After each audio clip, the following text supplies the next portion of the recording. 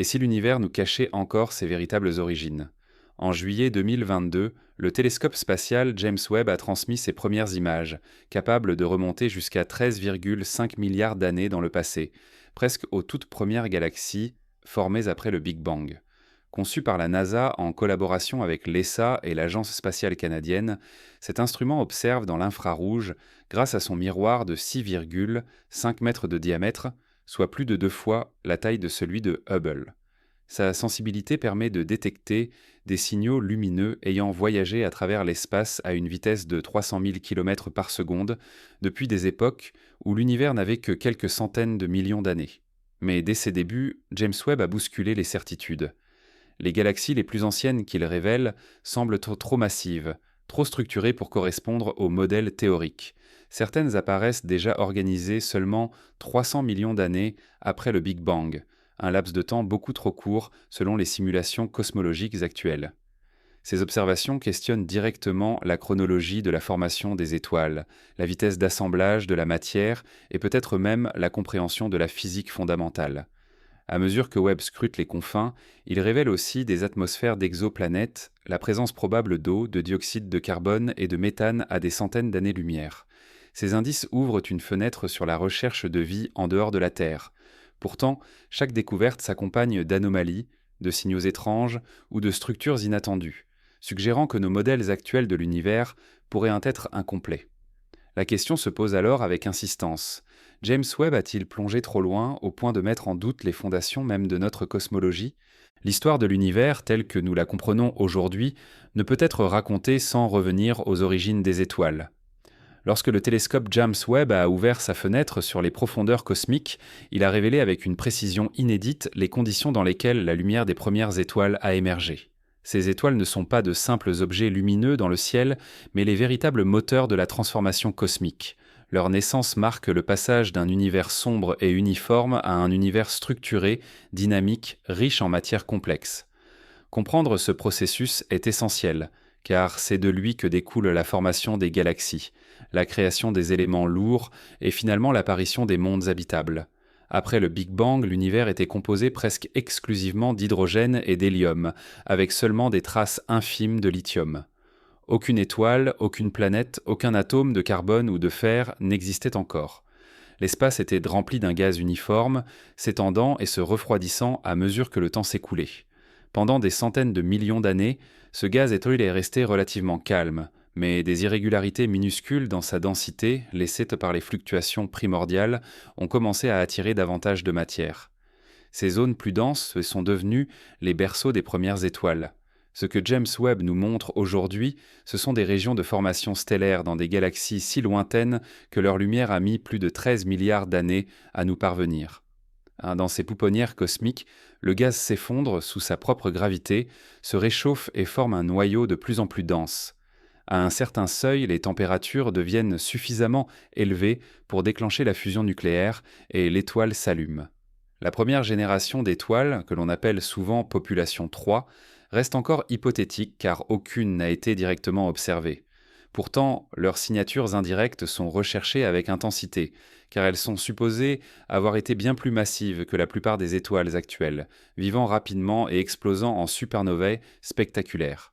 Les images collectées par James Webb révèlent des structures complexes de gaz et de poussière, tissées en filaments et en nuages denses. Dans la nébuleuse de la Carène ou celle de l'Aigle, observée dans notre propre galaxie, le télescope a dévoilé des détails si fins que l'on peut presque suivre les contours des colonnes de gaz où de nouvelles étoiles émergent. Ces images, bien que plus proches dans l'espace et le temps que les galaxies primordiales, servent de modèle pour comprendre ce qui se produit aux confins de l'univers observable. En comparant les pouponnières locales avec les plus anciennes, les astronomes cherchent à reconstituer un continuum de formation stellaire allant des débuts de l'univers à aujourd'hui. La naissance des étoiles ne se limite pas à un simple processus gravitationnel. Elle implique un équilibre subtil entre effondrement et résistance. Lorsque le gaz tombe vers le centre d'un nuage, la pression augmente. La chaleur générée tend à repousser la matière, tandis que la gravité l'attire toujours davantage. À petite échelle, le rayonnement de la jeune étoile ainsi que les vents puissants qu'elle émet sculptent des cavités dans la matière environnante. James Webb a permis d'observer ces interactions dans l'infrarouge, une longueur d'onde qui traverse la poussière et révèle des détails invisibles pour Hubble. Ainsi, ce qui semblait être de simples nuages opaques apparaît désormais comme des environnements dynamiques traversés de mouvements violents, d'expulsions de matière et de jets lumineux. Ces observations posent une question essentielle. Pourquoi certaines régions du cosmos donnent-elles naissance à des étoiles massives alors que d'autres produisent de petites étoiles semblables au Soleil? Les réponses dépendent de nombreux facteurs, parmi lesquels la densité du gaz, sa composition chimique et l'influence de champs magnétiques encore mal compris. James Webb permet de mieux mesurer la distribution des éléments présents dans les nuages, révélant si ceux-ci contiennent déjà des traces de carbone, d'oxygène ou de fer, produites par des générations antérieures d'étoiles. Cette composition influe directement sur la manière dont le gaz se refroidit et s'effondre, ce qui à son tour détermine la masse des futures étoiles. La découverte surprenante est que même dans les galaxies très anciennes, James Webb observe déjà une richesse chimique inattendue. Cela suggère que les premières étoiles massives ont dû apparaître rapidement et exploser peu de temps après, semant dans l'univers naissant des métaux qui faciliteront ensuite la formation de générations plus variées d'étoiles et de planètes. Autrement dit, les premières lumières n'ont pas seulement illuminé le cosmos, elles ont radicalement transformé la matière. Sans elles, il n'y aurait jamais eu de monde rocheux, d'océan, ni de vie. Les pouponnières stellaires sont aussi le théâtre de phénomènes extrêmes. Lorsque plusieurs étoiles naissent dans un même nuage, leurs interactions façonnent l'environnement. Des collisions de vents stellaires créent donc des ondes de choc, qui à leur tour déclenchent aucun de nouvelles condensations de gaz. C'est un cycle où la naissance d'une étoile en provoque parfois d'autres, dans une réaction en chaîne qui peut durer des millions d'années. James Webb, en détectant la lumière infrarouge émise par les poussières de chauffée, permet de suivre cette propagation presque comme un récit chronologique. Au-delà de notre Voie lactée, le télescope révèle des galaxies entières saturées de régions de formation stellaire. Certaines apparaissent comme des amas compacts où la densité d'étoiles dépasse largement ce que l'on trouve dans notre propre galaxie. Ces environnements extrêmes pourraient correspondre aux conditions de l'univers primitif, où la matière était plus concentrée et les taux de formation stellaire bien plus élevés. Observer ces galaxies, c'est comme remonter le temps et assister à l'un des moments les plus décisifs de l'histoire cosmique. Pourtant, plus Webb plonge loin dans l'espace, plus les surprises s'accumulent. Certaines galaxies observées quelques centaines de millions d'années seulement après le Big Bang semblent déjà contenir des étoiles de seconde ou troisième génération. Cela veut dire que plusieurs cycles de naissance et de mort stellaire se seraient les produits en un laps de temps extrêmement court. Un tel scénario défie les modèles classiques, qui prédisaient une évolution plus progressive. La rapidité de ces processus suggère que notre compréhension de la dynamique du gaz primordial reste incomplète. Un autre point intrigue les chercheurs. Les premières étoiles devraient en être invisibles directement, car elles auraient vécu trop brièvement pour subsister jusqu'à nos jours. Pourtant, Webb pourrait détecter leurs traces à travers les motifs laissés dans la lumière des galaxies anciennes. Les spectres obtenus révélant parfois des excès particuliers d'éléments légers ou des signatures d'explosions massives. Ces indices pourraient constituer les premières preuves indirectes de la population 3. Si elles sont confirmées, elles représenteraient un tournant majeur dans l'astrophysique moderne, en offrant un aperçu direct de la transition entre un univers de gaz simple et un univers enrichi par la chimie des étoiles. Ce qui rend l'étude de la naissance des étoiles encore plus fascinante, c'est son lien direct avec l'émergence des planètes. Les disques de gaz et de poussière qui entourent les étoiles naissantes sont les creusets où les planètes se forment. Webb, avec sa résolution, détecte déjà des structures dans ces disques, des anneaux, des lacunes et des filaments qui témoignent de la présence d'objets en cours d'assemblage. Ainsi, l'histoire des étoiles et celle des systèmes planétaires sont intimement liées. Sans étoiles, il n'y a pas de chaleur ni de lumière pour soutenir une chimie complexe, et sans les disques produits par la naissance des étoiles, il n'y a pas de planètes sur lesquelles cette chimie pourrait se développer. Les observations de Webb révèlent aussi une dimension plus vaste. La naissance des étoiles n'est pas un événement isolé, mais une force organisatrice à l'échelle des galaxies. Les vagues successives de formations stellaires sculptent l'évolution des structures cosmiques.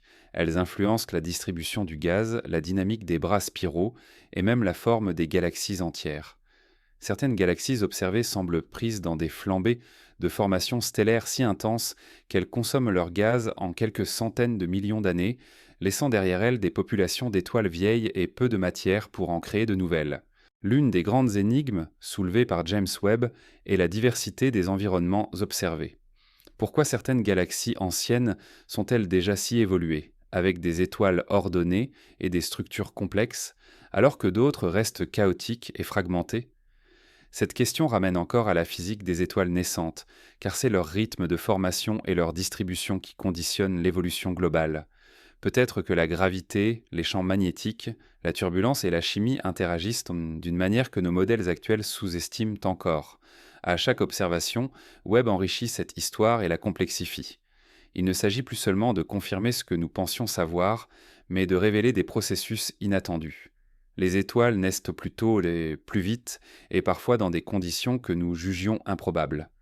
Cela oblige les chercheurs à repenser les modèles, à intégrer de nouvelles variables et à reconsidérer la manière dont l'univers est passé de la simplicité initiale à la diversité actuelle. Au cœur de cette recherche, une interrogation persiste. Si les étoiles ont commencé à apparaître et à enrichir l'univers bien plus rapidement que prévu, qu'est-ce que cela signifie pour notre place dans cette chronologie?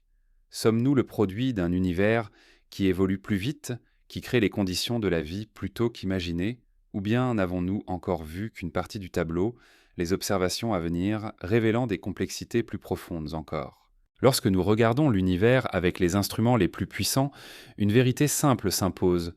Tout ce que nous observons, des étoiles aux planètes, des océans aux organismes vivants, est construit à partir d'un stock de matériaux extrêmement limité. Les briques fondamentales de la matière ont été produites dans les toutes premières minutes après le Big Bang. C'est au cours de cette époque, appelée nucléosynthèse primordiale, que l'hydrogène, l'hélium et une infime quantité de lithium sont apparus. Ces trois éléments, et presque seulement eux, formaient à la totalité de la matière baryonique de l'univers naissant. Cette simplicité chimique contraste avec la complexité que nous voyons aujourd'hui, mais elle nous rappelle qu'il existe un point de départ universel pour tout ce qui a suivi. Le télescope James Webb, en scrutant les confins du cosmos, ne se contente pas de photographier de lointaines galaxies. Il mesure aussi leur composition chimique, révélant comment, au fil du temps, l'univers a évolué d'une uniformité presque totale vers une diversité de plus en plus riche. Dans les galaxies très anciennes, la lumière collectée transporte l'empreinte spectrale de leurs constituants. En décomposant cette lumière, on identifie la signature de l'hydrogène, de l'hélium, mais aussi la présence précoce d'éléments plus lourds. Or, ces traces apparaissent parfois bien plus tôt qu'attendu. Cela signifie que les étoiles massives de première génération ont dû jouer leur rôle de forge cosmique en un temps extrêmement court, dispersant dans l'espace les métaux qui serviront ensuite de briques supplémentaires pour former planètes et molécules complexes. Ces briques cosmiques ne sont pas réparties uniformément. L'univers n'est pas un mélange parfaitement homogène.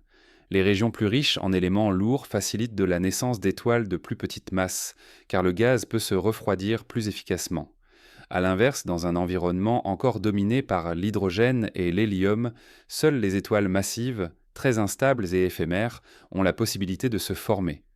Webb observe déjà ces contrastes à travers la distribution des couleurs et des intensités lumineuses. Certaines galaxies jeunes affichent une richesse inattendue en oxygène et en carbone, alors que d'autres semblent encore très pauvres, comme si elles étaient figées dans un état proche de l'univers primordial. Cette variabilité amène une question essentielle. Comment la chimie cosmique s'est-elle répandue si vite à travers d'immenses distances? Une réponse réside dans la violence des premières explosions stellaires.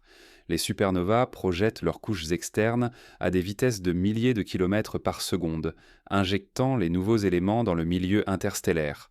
Ces nuages enrichis voyagent, se mélangent et deviennent le socle de générations ultérieures d'étoiles.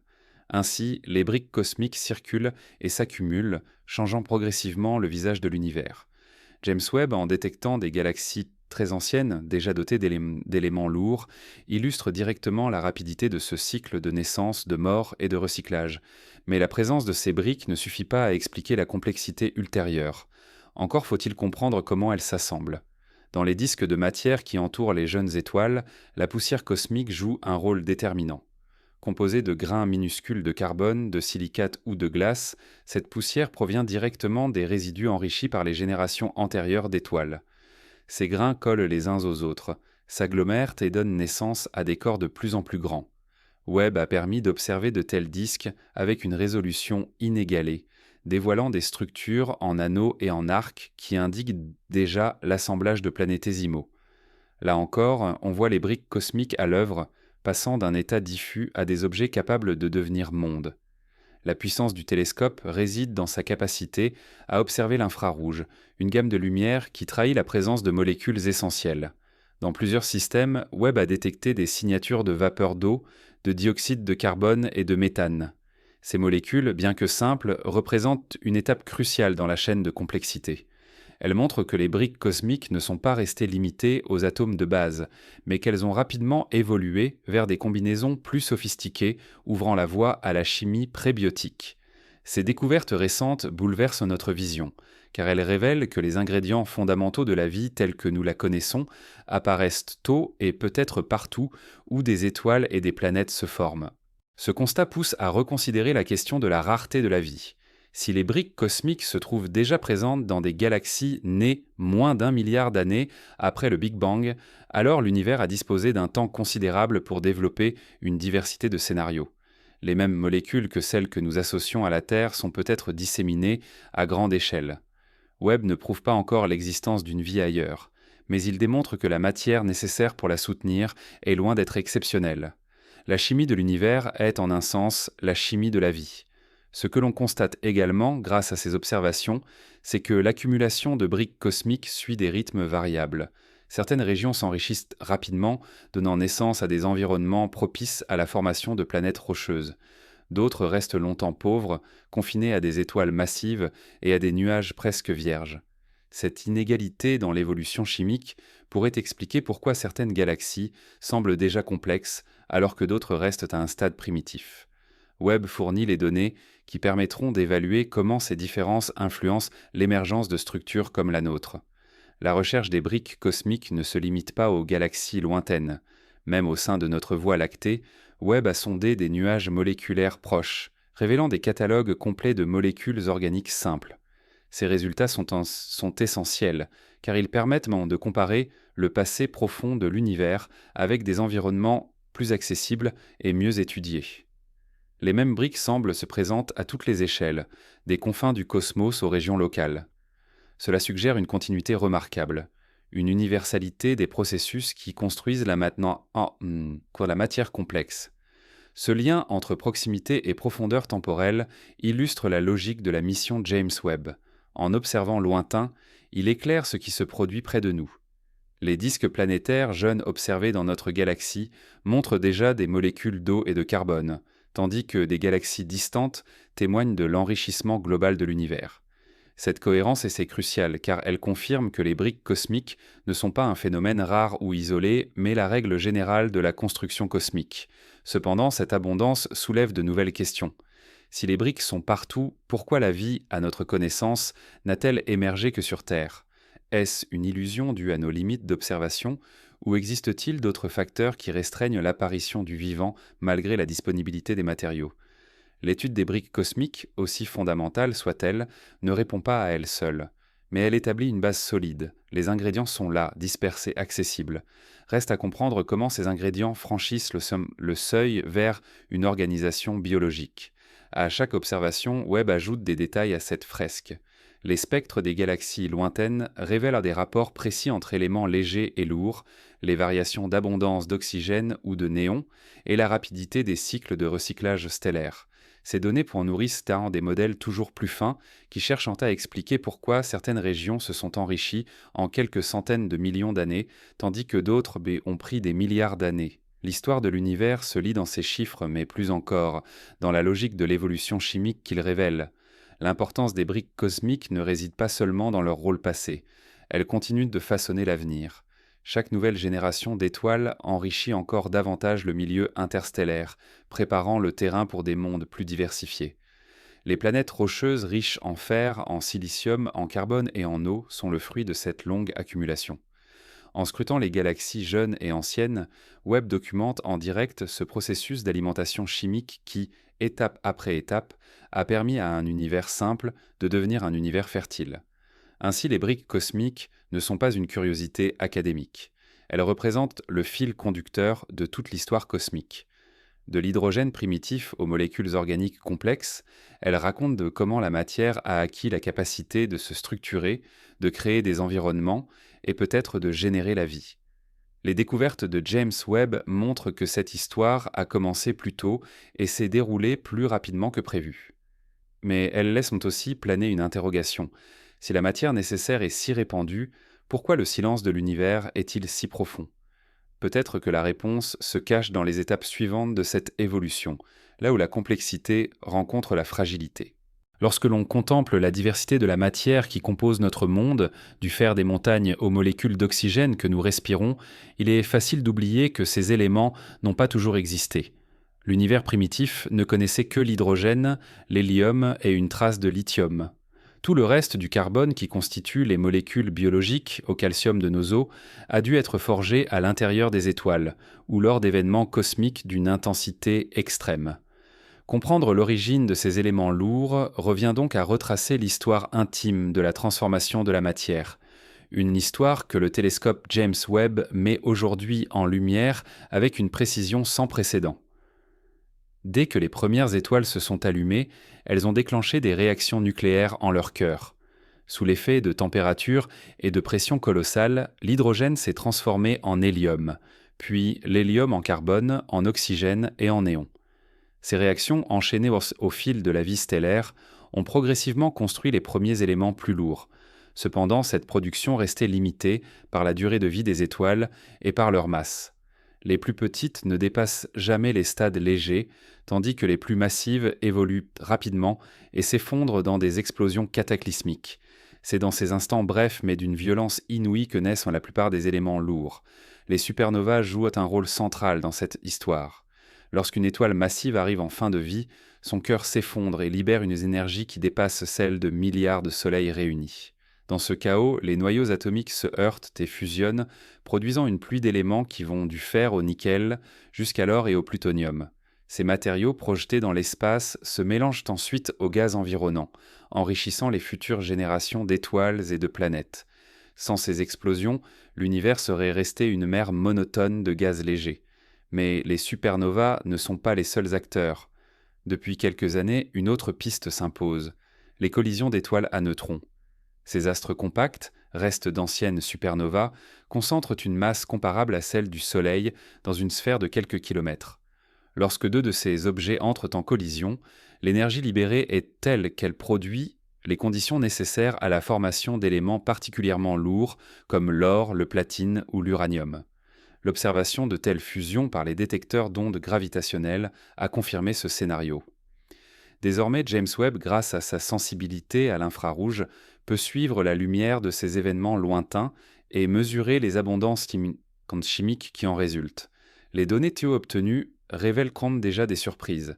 Certaines galaxies tournées très anciennes, situées à plus de 13 milliards de d'années-lumière, montrent des quantités élevées d'oxygène et de fer.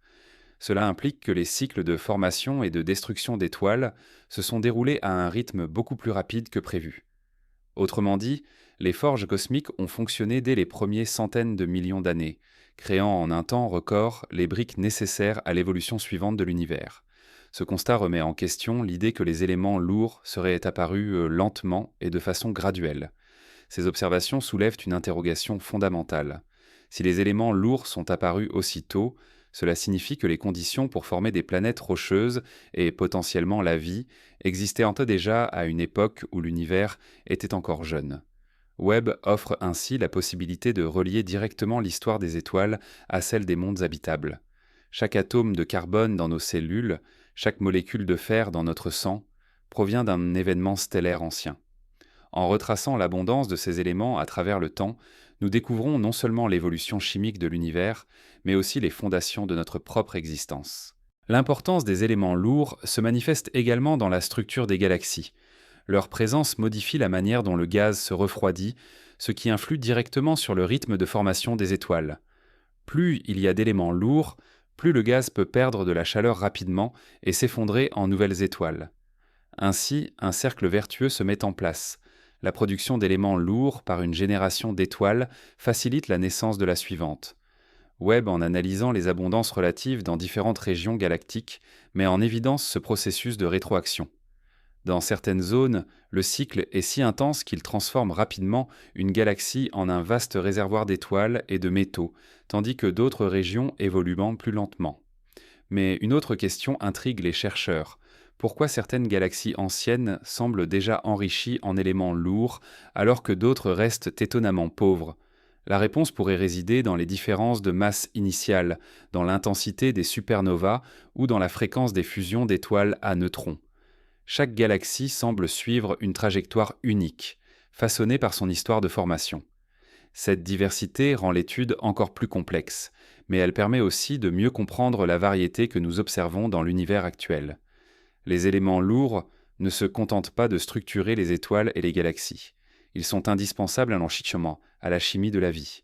Le carbone forme la base des molécules organiques, l'oxygène compose l'eau et les structures biologiques, le fer transporte l'oxygène dans le sang, le calcium construit les os.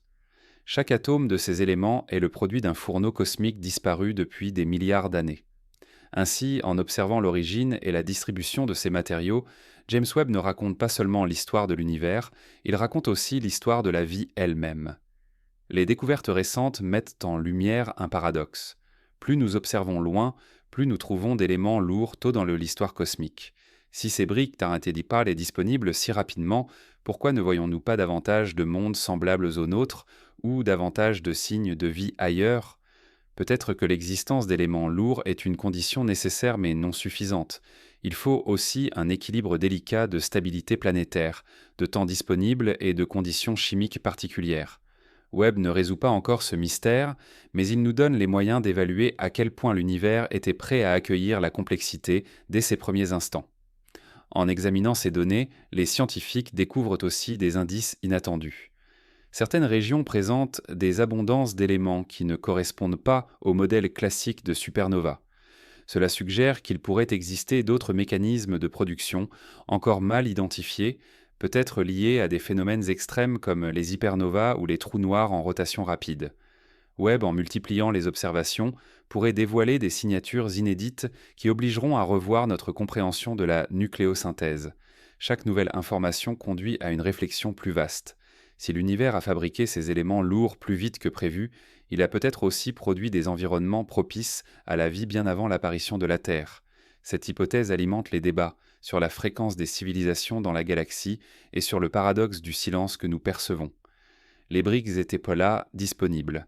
Mais qu'en a fait le cosmos? Les traces que Webb détecte aujourd'hui sont peut-être les premiers indices d'une histoire beaucoup plus riche que la nôtre. Ainsi, l'étude de l'origine des éléments lourds ne relève pas uniquement de la physique stellaire, elle touche directement à notre vision de la place de l'humanité dans l'univers.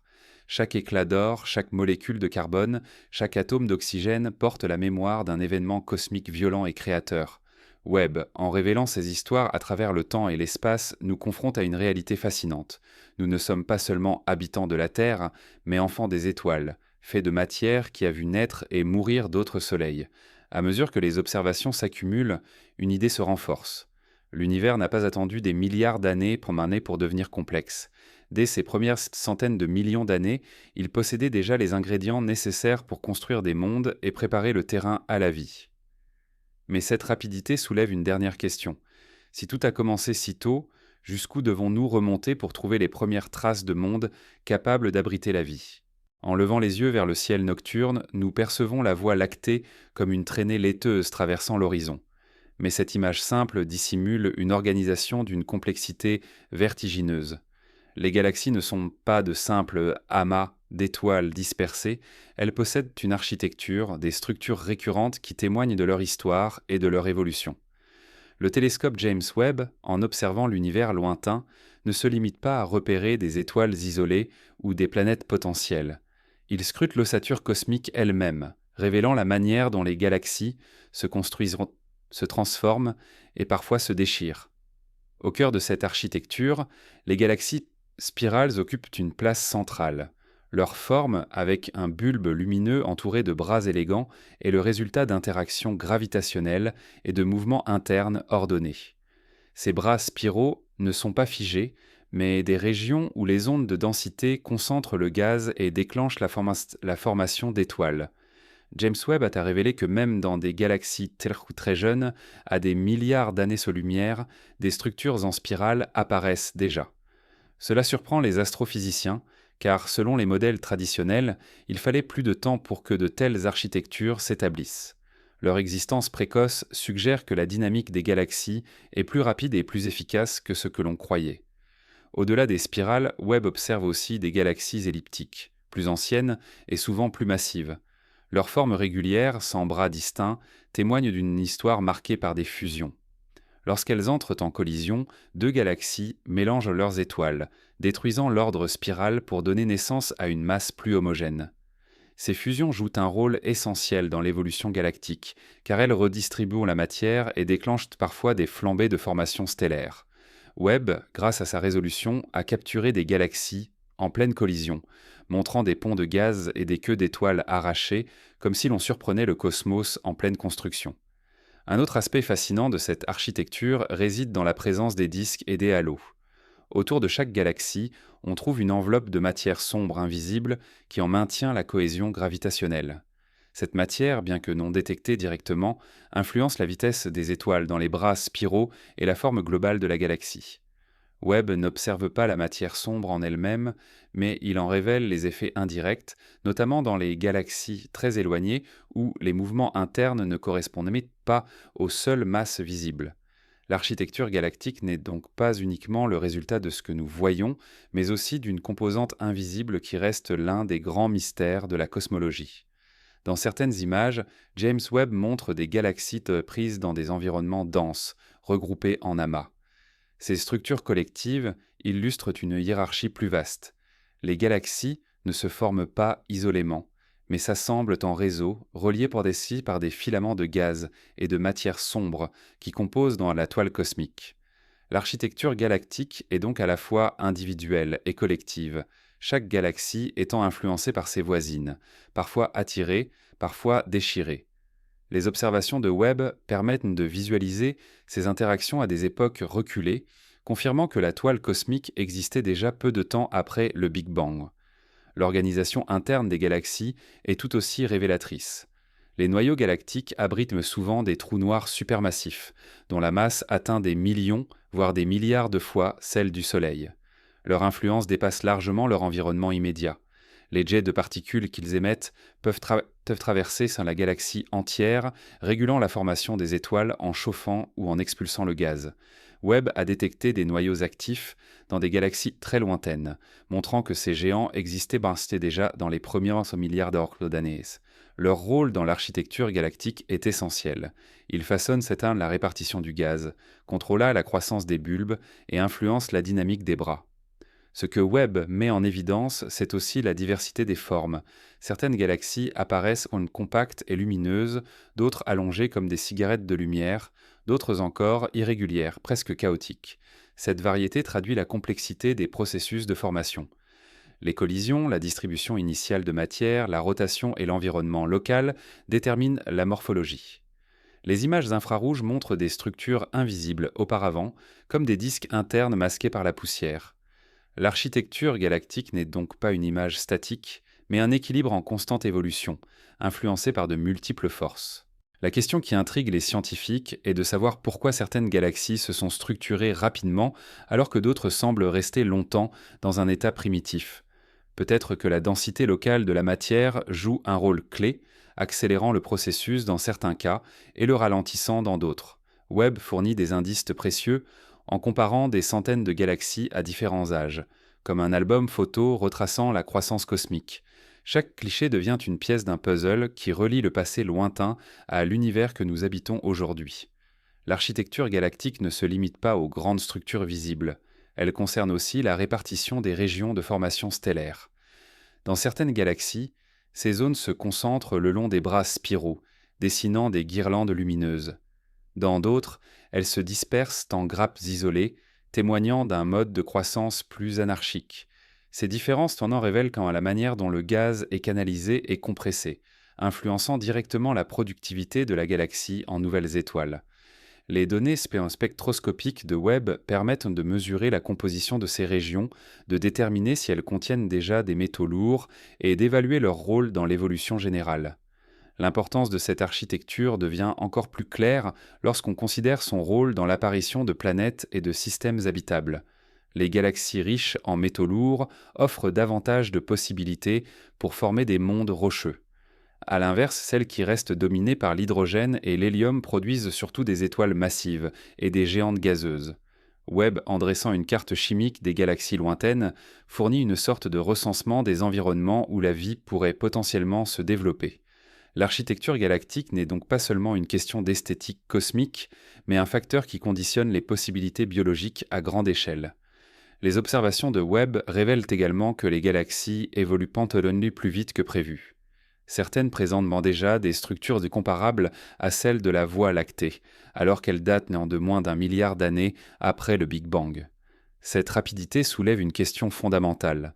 Avons-nous sous-estimé l'efficacité de la gravité et de la dynamique cosmique, ou bien existe-t-il des mécanismes encore inconnus qui accélèrent la croissance des structures? Les scientifiques débattent de ces résultats, conscients que chaque nouvelle donnée pourrait nécessiter une révision des modèles actuels. Cette architecture, si riche et variée, rappelle que les galaxies sont bien plus que des collections d'étoiles. Elles sont des systèmes organisés, dont la forme et la composition déterminent l'évolution future. Les bras spiraux guidant ici la naissance d'étoiles, les fusions redistribuent la matière, les trous noirs centraux régulent l'énergie.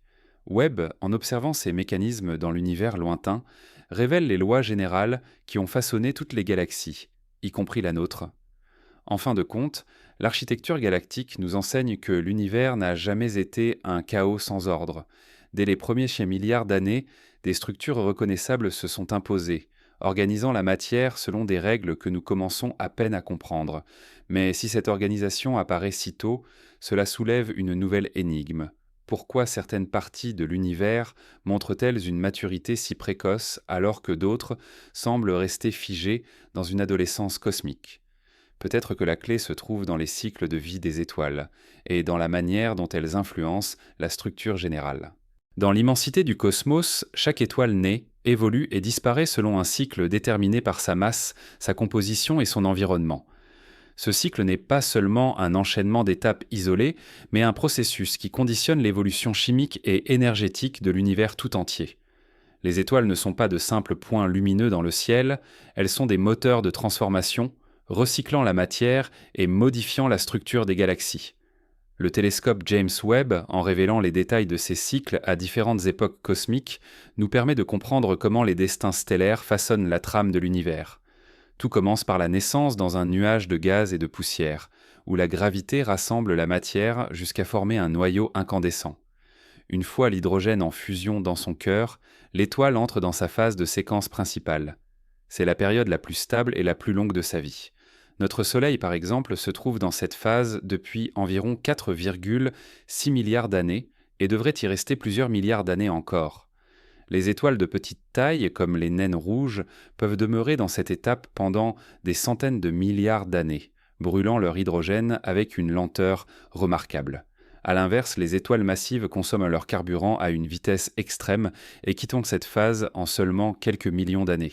Lorsque l'hydrogène du cœur est épuisé, une transition inévitable commence. L'étoile se dilate, devient une géante rouge ou une supergéante selon sa masse. À ce stade, des réactions de fusion plus complexes apparaissent, produisant de nouveaux éléments comme le carbone ou l'oxygène. Webb observe déjà ces géantes dans des galaxies lointaines, et leur abondance confirme que les cycles stellaires se déroulent partout selon les mêmes règles fondamentales. Pourtant, certaines anomalies intriguent. Des étoiles dans des environnements très anciens semblent contenir plus d'éléments lourds que ce que l'on attendrait à ce stade. Cela pourrait indiquer que les cycles s'enchaînent plus vite ou que des mécanismes encore méconnus enrichissent la matière plus tôt. Pour les étoiles de masse faible à intermédiaire, la fin se traduit par l'expulsion de leurs couches externes, créant des nébuleuses planétaires spectaculaires. Au centre, il reste un cœur dense, une naine blanche, vestige qui se refroidira lentement sur des milliards d'années. Ces naines blanches sont comme des archives cosmiques, conservant la mémoire des générations passées. Webb, grâce à sa sensibilité infrarouge, détecte leur rayonnement faible, même à grande distance, retraçant la chronologie des populations stellaires dans les galaxies.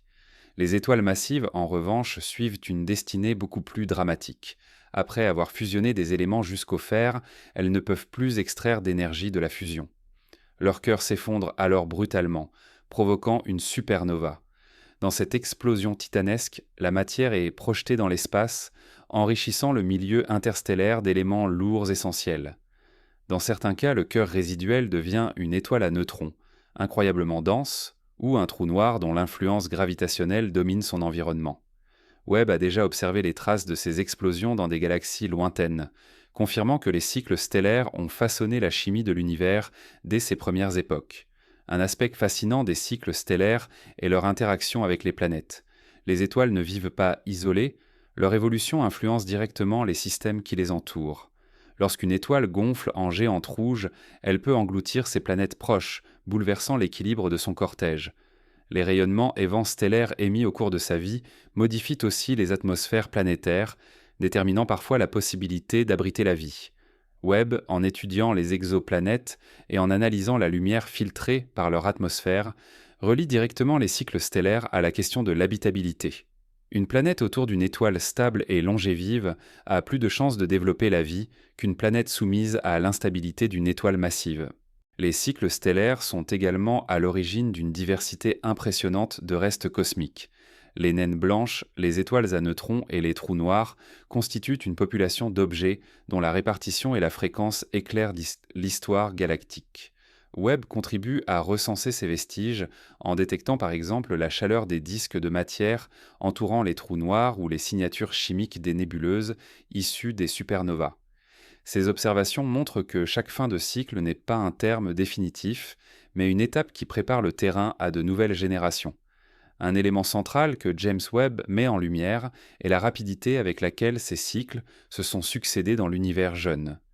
Des galaxies observées seulement quelques centaines de millions d'années après le Big Bang contiennent déjà des populations stellaires vieillissantes.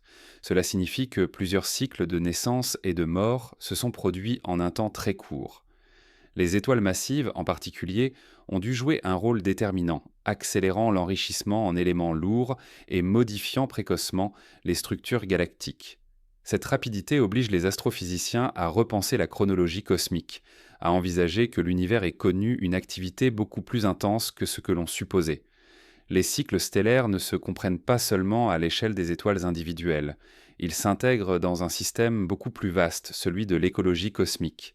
Les générations successives d'étoiles recyclent la matière, enrichissent le gaz, modifient les conditions de formation des suivantes. C'est un cycle global où rien n'est perdu. Les morts stellaires alimentent les naissances futures. Webb, en observant les galaxies à différentes époques, révèle la continuité de ce cycle, comme si l'univers tout entier respirait au rythme des étoiles. Cette perspective met en évidence une question vertigineuse. Combien de cycles ont été nécessaires avant que les conditions de la vie apparaissent ? Si les premières étoiles massives ont ensemencé rapidement l'univers en éléments lourds, cela veut dire que les briques de la vie étaient là présentes bien plus tôt qu'imaginé. Webb ne donne pas encore la réponse, mais il apporte les preuves que le cosmos a disposé d'innombrables occasions pour transformer la matière simple en structure complexe. En scrutant ces cycles, on découvre aussi la fragilité de l'équilibre. Une galaxie qui forme trop d'étoiles massives trop vite peut épuiser son gaz en peu de temps, stoppant sa croissance prématurément. A l'inverse, une galaxie plus modeste, formant des étoiles moins massives, évolue plus lentement mais conserve ses ressources plus longtemps. L'architecture cosmique résulte donc de la balance entre ces cycles, entre les explosions spectaculaires qui enrichissent l'univers et la stabilité nécessaire pour bâtir des structures durables. Les cycles stellaires expliquent ainsi pourquoi l'univers que nous observons est aussi diversifié. Certains secteurs abondent en jeunes étoiles bleues, brillantes et éphémères. D'autres regorgent de vieilles étoiles rouges, témoins d'un passé lointain. Entre ces deux extrêmes se trouve une continuité qui trace l'évolution globale. Webb, en collectant des données sur des milliers de galaxies, compose une mosaïque de ces différences, offrant une vision d'ensemble que nous n'avions jamais eue. En définitive, les cycles stellaires ne sont pas de simples épisodes isolés. Ils forment une dynamique universelle, un récit continu où chaque naissance prépare une mort et chaque mort prépare une nouvelle naissance. James Webb nous montre que ce récit s'est déroulé sans interruption depuis les premiers âges du cosmos. Mais une question demeure ouverte. Si ces cycles produisent les briques de la vie et les conditions de son apparition, combien de fois ce processus a-t-il abouti ailleurs qu'ici?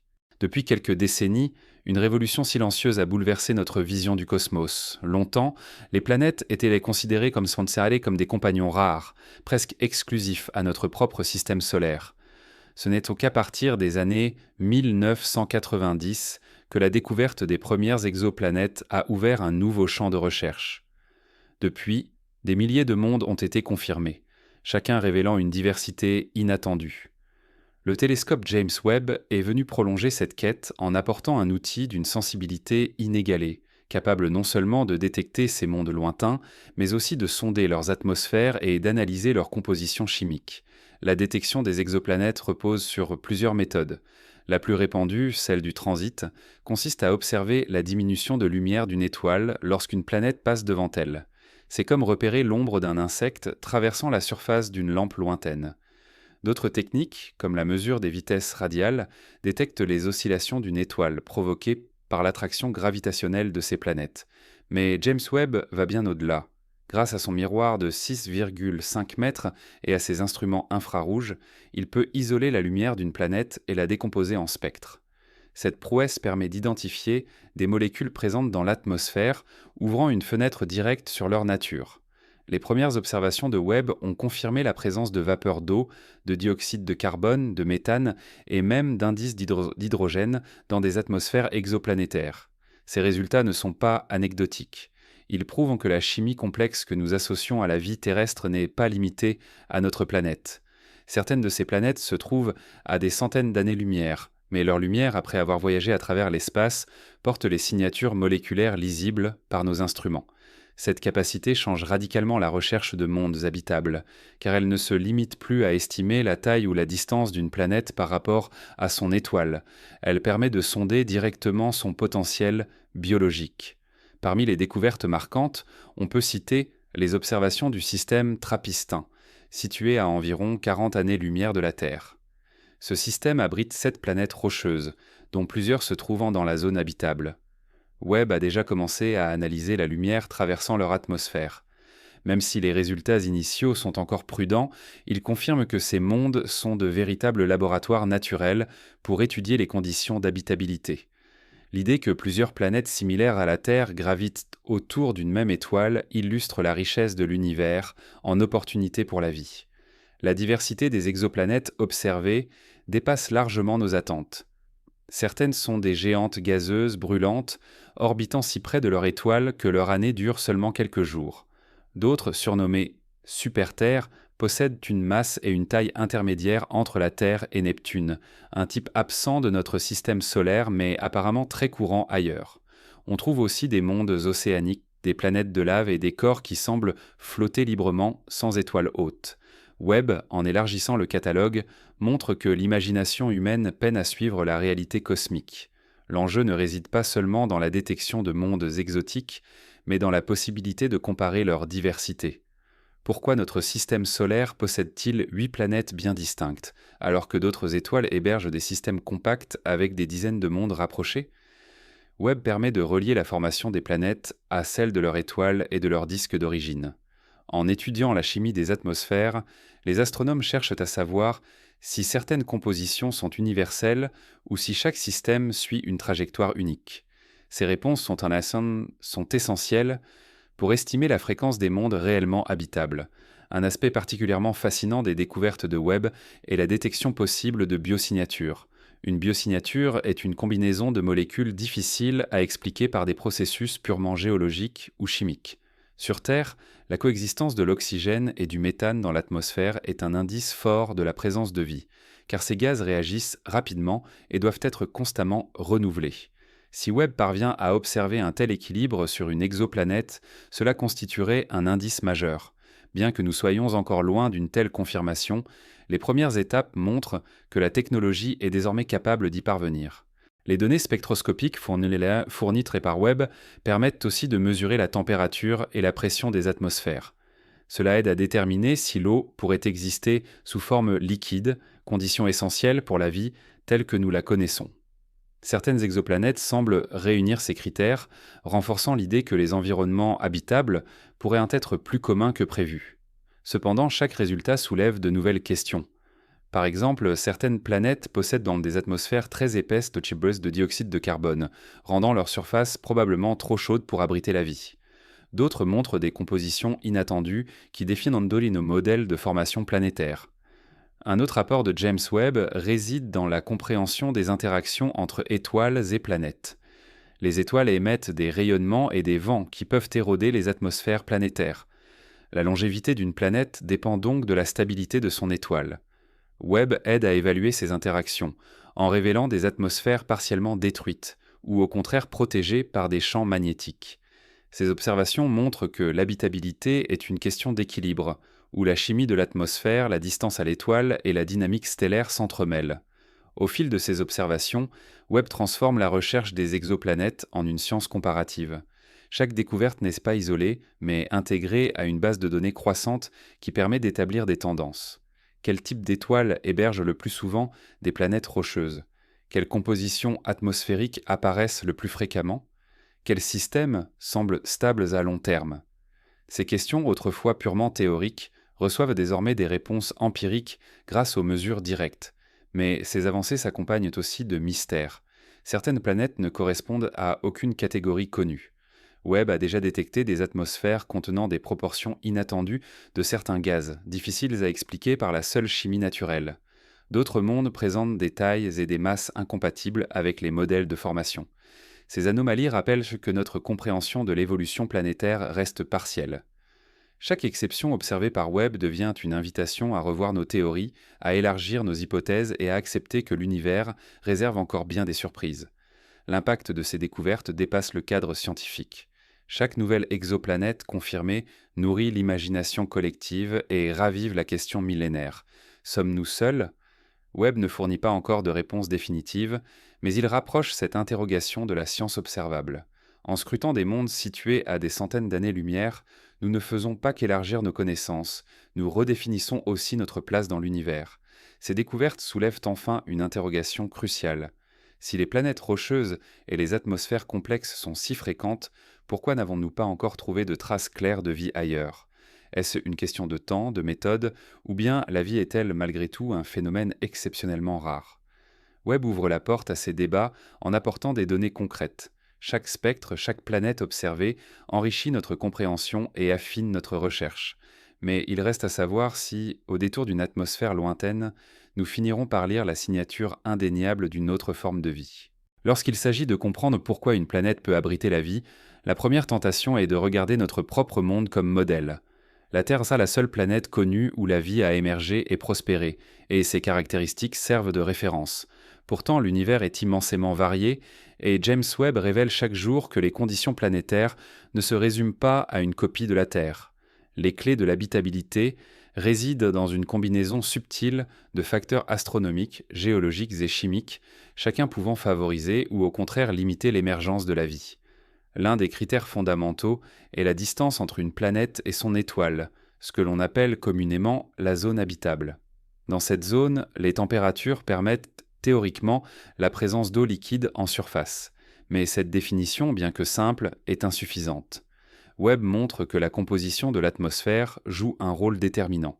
Une planète légèrement plus éloignée peut rester habitable si son atmosphère retient efficacement la chaleur, tandis qu'une planète plus proche peut devenir un enfer brûlant si ses gaz créent un effet de serre incontrôlable. L'étude des atmosphères grâce au spectre recueilli par Webb permet donc d'affiner considérablement la notion de zone habitable. La stabilité de l'étoile est une autre clé essentielle. Une étoile trop massive évolue rapidement, laissant peu de temps à la vie pour apparaître et se développer. A l'inverse, une étoile trop instable peut bombarder ses planètes de rayonnements destructeurs. Les naines rouges, par exemple, sont les étoiles les plus communes de la galaxie, et beaucoup de leurs planètes se situent dans leur zone habitable. Mais ces étoiles sont connues pour leurs éruptions violentes capables d'éroder les atmosphères. Webb aide à mesurer l'effet de ces phénomènes en observant directement les atmosphères des mondes proches de ces étoiles. Ainsi, ce qui semblait être des environnements favorables pourrait en réalité être soumis à des conditions bien plus hostiles. La présence de l'eau, souvent mise en avant comme condition indispensable, est effectivement centrale. Non seulement elle agit comme solvant universel favorisant les réactions chimiques, mais elle régule aussi le climat d'une planète. Webb a déjà détecté de la vapeur d'eau dans plusieurs atmosphères d'exoplanètes, y compris à des distances de centaines d'années-lumière. Ces découvertes confirment que l'eau n'est pas une rareté cosmique. Toutefois, il reste à savoir si cette eau existe en quantité suffisante, sous forme liquide et dans des environnements stables. Une planète recouverte d'une épaisse couche de glace ou soumise à une chaleur extrême ne peut offrir les mêmes opportunités qu'un monde où océans et continents coexistent. Non. Les clés de l'habitabilité ne se limitent pas à l'étoile et à la distance. La composition interne de la planète joue aussi un rôle crucial. Une planète rocheuse dotée d'un noyau métallique peut générer un champ magnétique qui protège son atmosphère des vents stellaires. Sans cette protection, les particules chargées éjectées par l'étoile peuvent dépouiller la planète de son air et de son eau, comme cela s'est probablement produit sur Mars. Les observations de Webb, bien qu'indirectes, permettent également d'évaluer la densité et la structure des planètes en comparant leur masse et leurs rayons.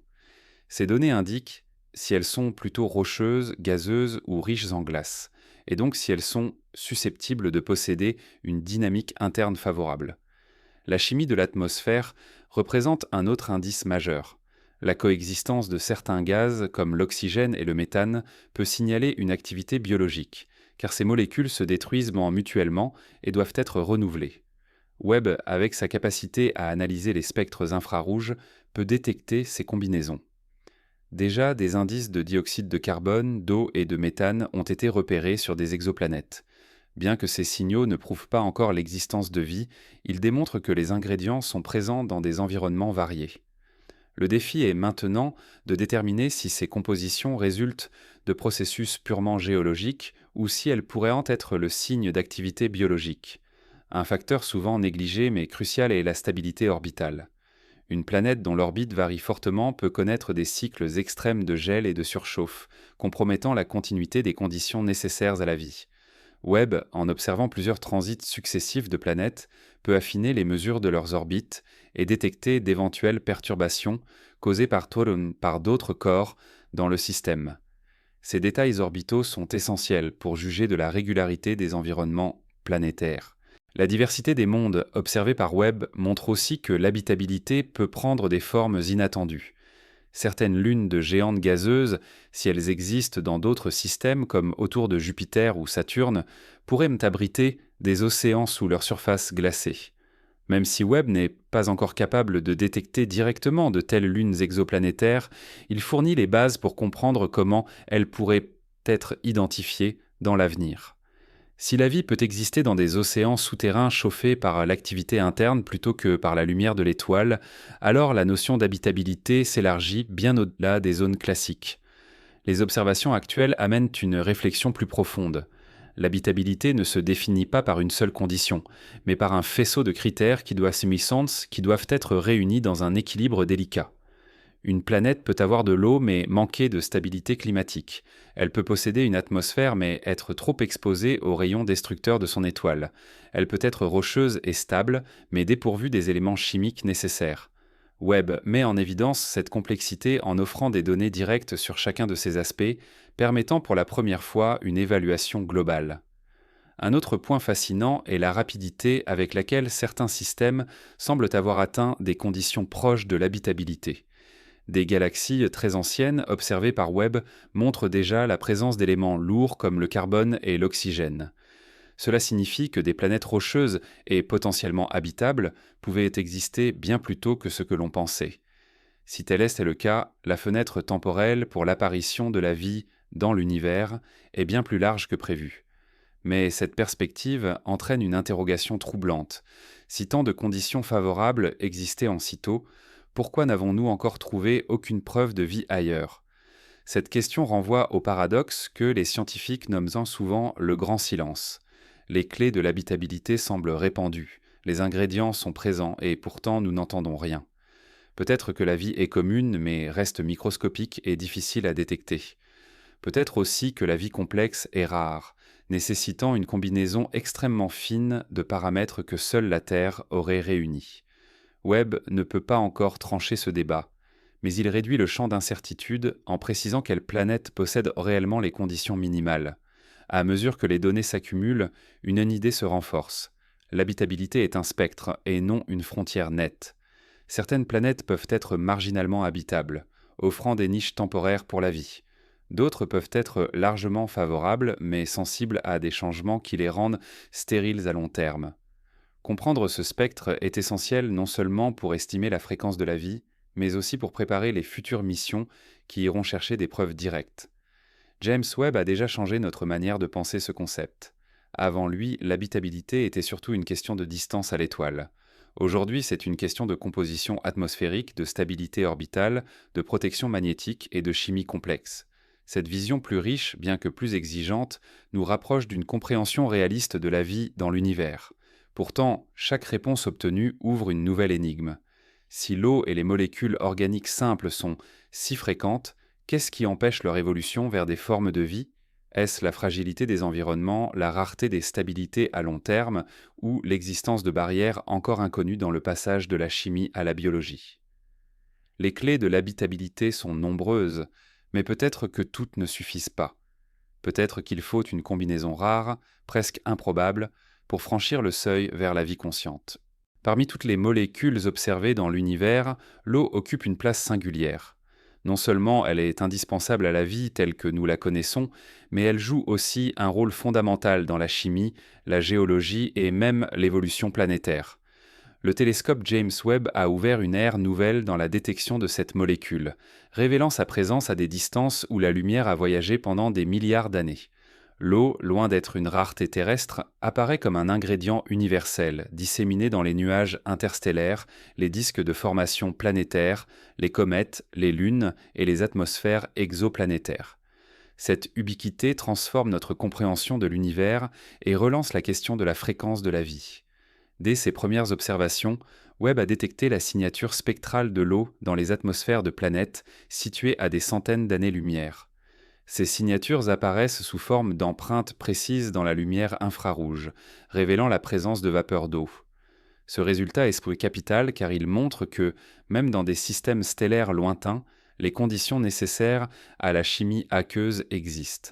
Certaines de ces planètes se trouvent dans la zone habitable de leur étoile, renforçant l'idée que des océans pourraient exister à leur surface. Cependant, la simple présence d'eau dans une atmosphère ne garantit pas l'existence de mers ou de rivières. Elle indique toutefois que la molécule est répandue et stable dans des environnements variés. L'eau cosmique ne se limite pas aux atmosphères. Dans les disques protoplanétaires, Webb a observé des quantités significatives de glace et de vapeur. Ces disques, véritables berceaux des planètes, contiennent les ingrédients qui vont s'assembler pour former de nouveaux mondes. L'eau y est souvent piégée sous forme de glace sur des grains de poussière qui, en s'agglomérant, transportent cette ressource au cœur des futurs systèmes planétaires. C'est ainsi que notre propre Terre a probablement acquis une grande partie de son eau par l'apport de comètes et d'astéroïdes riches en glace issus des régions externes du système solaire. Webb confirme que ce mécanisme est universel, observable dès les premiers stades de la formation des planètes autour d'autres étoiles. Les comètes, dans ce processus, jouent un rôle central. Ce sont des réservoirs de glace, de poussière et de molécules organiques, préservant la mémoire chimique des origines. Webb a déjà étudié certaines comètes dans notre système solaire, mesurant la composition exacte de leur glace. Ces données révéleront des similitudes frappantes avec l'eau terrestre, suggérant que des apports exogènes ont enrichi notre planète en ressources hydriques. Ce scénario est renforcé par l'observation de disques protoplanétaires lointains où les comètes se forment probablement de la même manière. Si l'eau est distribuée dans l'univers via ces petits corps, alors chaque système planétaire a la possibilité de voir ses mondes enrichis en eau liquide. Les lunes glacées de notre propre système illustrent parfaitement cette abondance. Europa, satellite de Jupiter, et Encelade, satellite de Saturne, possèdent des océans souterrains d'eau liquide, maintenus par la chaleur interne et les forces de marée. Webb, en observant ces lunes, pourrait affiner la composition des panaches d'eau qui s'échappent dans l'espace, confirmant leur rôle comme environnement potentiellement habitable. Si l'eau liquide existe à grande profondeur, protégée par une épaisse couche de glace, elle pourrait offrir des refuges à une vie microbienne. Ces lunes montrent que l'habitabilité n'est pas limitée aux planètes de type terrestre, mais qu'elle peut s'étendre à des mondes apparemment inhospitaliers. Les observations de Webb démontrent également que l'eau est présente bien au-delà de la Voie lactée. Dans des galaxies lointaines, certaines situées à plus de 12 milliards d'années-lumière, la molécule a été détectée dans les nuages de gaz. Cela signifie que l'eau existait déjà relativement tôt dans l'histoire cosmique, peu après la formation des premières générations d'étoiles. Si l'eau est apparue si vite et si largement, cela renforce l'idée qu'elle est une composante fondamentale de l'univers et non une exception locale. Elle accompagne les cycles stellaires et planétaires circulant de génération en génération, de nuages en étoiles, d'étoiles en planètes. Un aspect fascinant des découvertes de Webb est la variété des formes sous lesquelles l'eau apparaît. On la trouve sous forme de vapeur dans les atmosphères, de glace dans les comètes et les disques, de liquide potentiel dans des océans souterrains. Cette plasticité en fait une molécule capable de s'adapter à des environnements très différents. Partout où elle se trouve, elle devient un catalyseur de chimie complexe. Dans les nuages interstellaires, l'eau glace les grains de poussière, facilitant l'adhésion des molécules organiques. Dans les atmosphères planétaires, elle régule la température et influence les climats. Dans les océans, elle offre un milieu stable où des réactions biochimiques peuvent se produire. Ces observations amènent à une réflexion plus large. Si l'eau est si omniprésente, pourquoi n'avons-nous pas encore trouvé de traces claires de vie ailleurs ? L'explication pourrait être que l'eau est une condition nécessaire mais non suffisante. Il faut également un environnement stable, une chimie favorable et du temps. L'eau, dans ce contexte, devient une base sur laquelle d'autres conditions doivent s'ajouter. Webb, en révélant son abondance, resserre le champ de la recherche. Il montre que l'eau n'est pas le facteur limitant. Si la vie est rare, la raison doit se trouver ailleurs, peut-être dans la complexité des étapes suivantes de son émergence. La détection de l'eau sur des exoplanètes soulève aussi la question de son abondance relative. Une planète trop riche en eau, recouverte d'un océan global profond de plusieurs centaines de kilomètres, pourrait ne pas offrir les interfaces entre eau et sol nécessaires au développement d'une chimie diversifiée. A l'inverse, une planète avec une eau trop rare risquerait de rester stérile. L'équilibre, une fois encore, les semble crucial. Webb, en mesurant la composition globale des atmosphères, aide à estimer ces abondances, même si des incertitudes subsistent. Ces découvertes s'intègrent dans une perspective temporelle. L'eau n'apparaît pas seulement aujourd'hui, elle a accompagné l'univers depuis ses premiers âges. Les supernovas, en enrichissant le cosmos en oxygène, ont permis sa formation.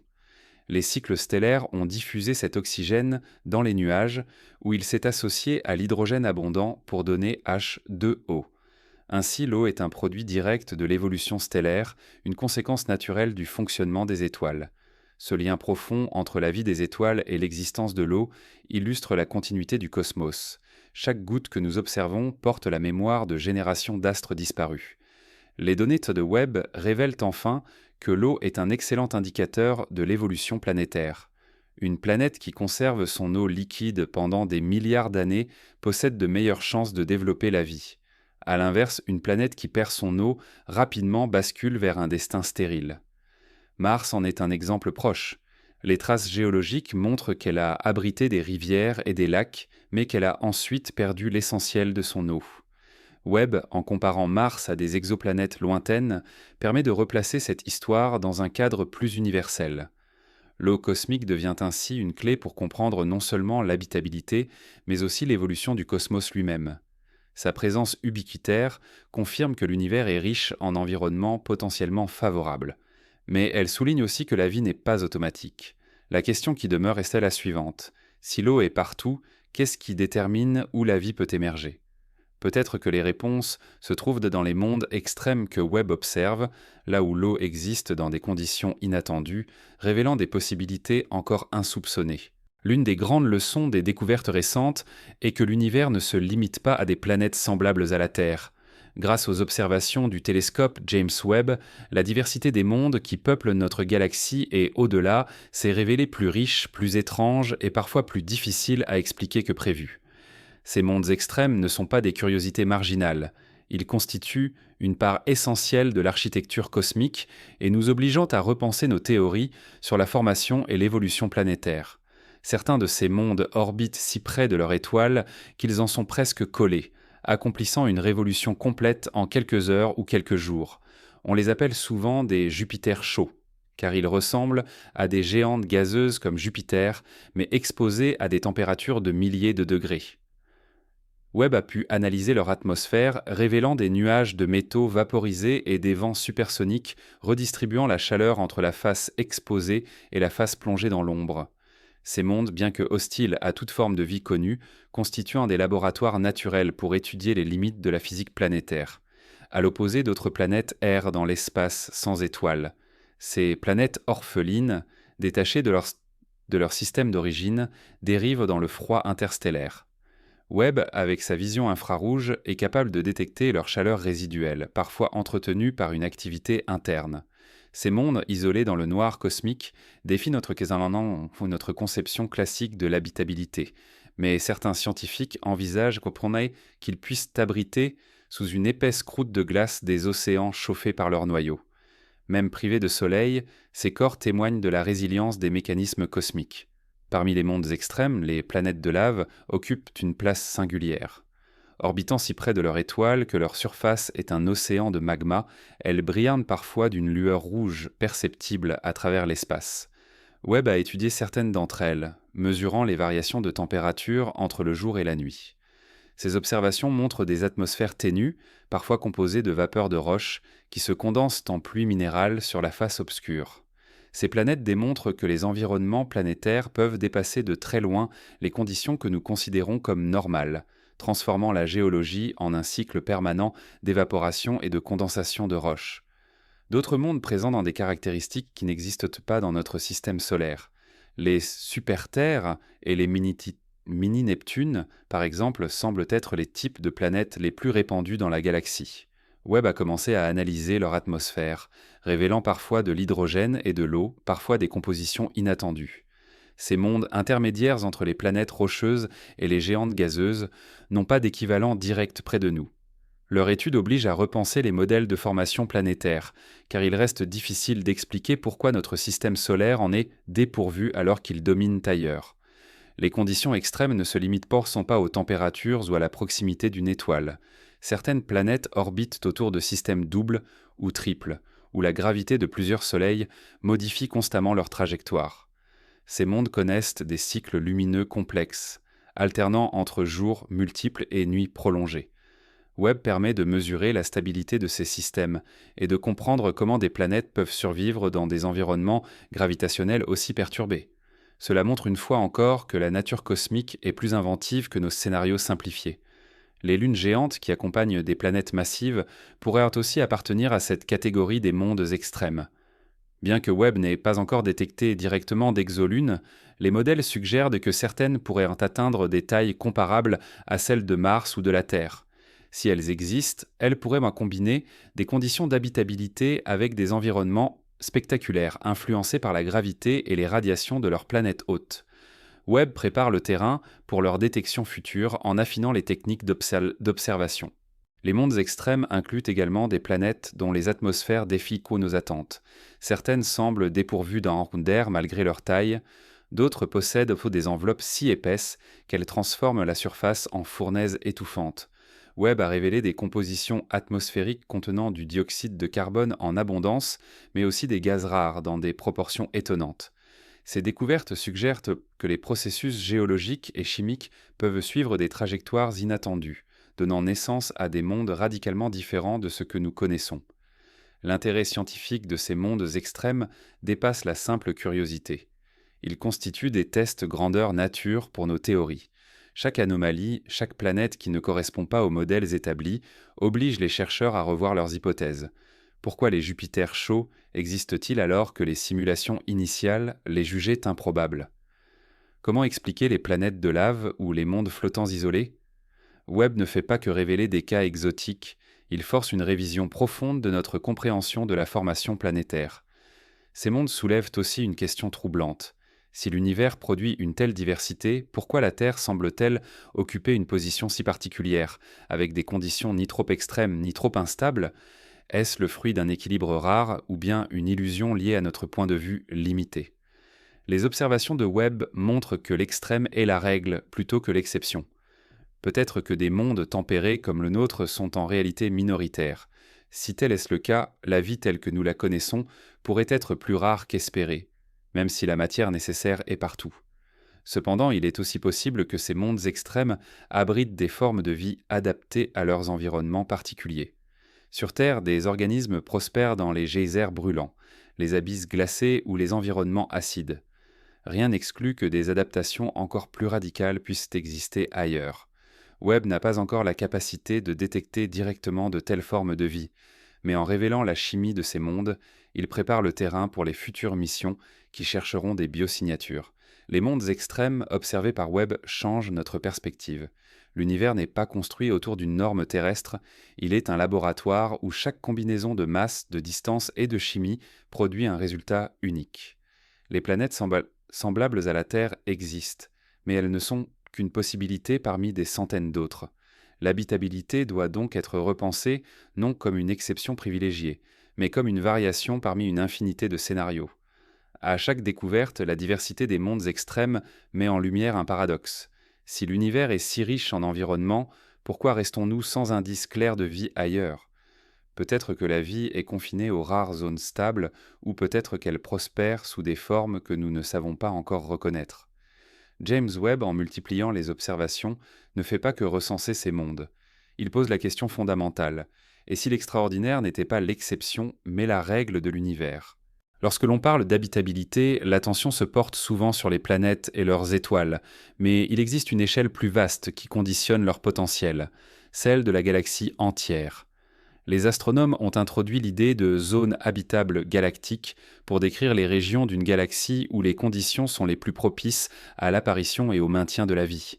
Le télescope James Webb, en révélant les caractéristiques des galaxies proches et lointaines, enrichit notre compréhension de ces zones et nous pousse à réfléchir à la position de notre propre système solaire dans ce grand schéma. Dans une galaxie comme la Voie lactée, toutes les régions ne sont pas équivalentes. Trop près du centre, l'environnement devient hostile. Le rayonnement intense, la densité élevée d'étoiles et la présence d'un trou noir supermassif génèrent dans l'enceinte des conditions instables. Les planètes qui s'y forment risquent d'être exposées à des explosions fréquentes de supernovas ou aux jets énergétiques de noyaux actifs.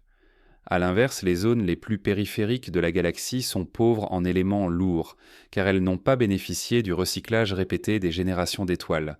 Or, ces éléments sont nécessaires à la formation de planètes rocheuses et de molécules complexes. L'habitabilité se trouve donc dans un équilibre délicat, ni trop près du cœur galactique, ni trop loin des régions enrichies. James Webb offre une vision précise de ce processus en analysant la répartition chimique des galaxies. Ces observations montrent que certaines zones périphériques, que l'on croyait pauvres, contiennent déjà une diversité d'éléments plus riche que prévu. Cela suggère que la zone habitable galactique pourrait être plus étendue qu'on ne l'imaginait. Dans des galaxies très anciennes, Webb a identifié des concentrations d'oxygène, de carbone et de fer, confirmant que le processus d'enrichissement chimique a été rapide dans certaines régions. Ainsi, les conditions nécessaires à la vie pourraient être apparues tôt et sur une large échelle. La structure des galaxies joue également un rôle déterminant. Dans les galaxies spirales comme la nôtre, les bras contiennent de vastes régions de formation stellaire où naissent sans cesse de nouvelles étoiles et planètes. Cependant, ces zones peuvent aussi être instables, car les jeunes étoiles massives finissent souvent par exploser, exposant leurs voisines à un bombardement de rayons cosmiques. Les zones plus calmes, situées entre les bras ou à une distance intermédiaire du centre, offrent un environnement plus stable à long terme. Webb, en observant des galaxies spirales lointaines, montre que cette logique se répète ailleurs, suggérant qu'il existe des ceintures de stabilité où les planètes peuvent se développer sans perturbation excessive. Les galaxies elliptiques, en revanche, posent une autre question. Ces structures anciennes contiennent peu de gaz et forment peu de nouvelles étoiles. Leur population stellaire est dominée par des étoiles vieilles et pauvres en métaux. Les planètes rocheuses y sont donc probablement moins nombreuses. Mais Webb révèle que certaines d'entre elles contiennent malgré tout des traces d'éléments lourds hérités d'un passé plus actif.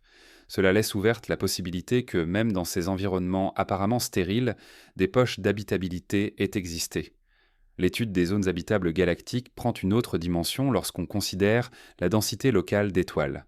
Trop de proximité peut être dangereuse. Dans les amas denses, les interactions gravitationnelles risquent de perturber les orbites planétaires, déstabilisant les systèmes. Webb a observé de tels environnements où les étoiles se côtoient à des distances bien plus courtes que dans notre voisinage solaire. Dans de tels contextes, une planète aurait du mal à maintenir une orbite stable sur des milliards d'années. En revanche, dans des zones où les étoiles sont plus espacées, la stabilité est meilleure, offrant le temps nécessaire à la vie pour évoluer. Notre propre position dans la Voie lactée illustre bien cette logique. Le Soleil se trouve à environ 27 000 années-lumière du centre galactique, une distance intermédiaire qui nous place dans une région relativement calme et chimiquement enrichie. James Webb confirme que des zones similaires existent dans d'autres galaxies. Cette constatation renforce l'idée que notre emplacement n'est pas unique, mais correspond à une configuration qui se répète ailleurs. La question est alors de savoir combien de ces zones abritent effectivement des planètes capables d'abriter la vie. Les observations de Webb vont encore plus loin en montrant que l'habitabilité galactique est dynamique. Au fil du temps, les galaxies évoluent, leur structure se modifie et leurs zones favorables se déplacent. Une région habitable aujourd'hui pouvait être instable il y a des milliards d'années, et inversement. Les galaxies en interaction, par exemple, subissent des bouleversements qui déplacent le gaz et créent de nouvelles zones de formation stellaire.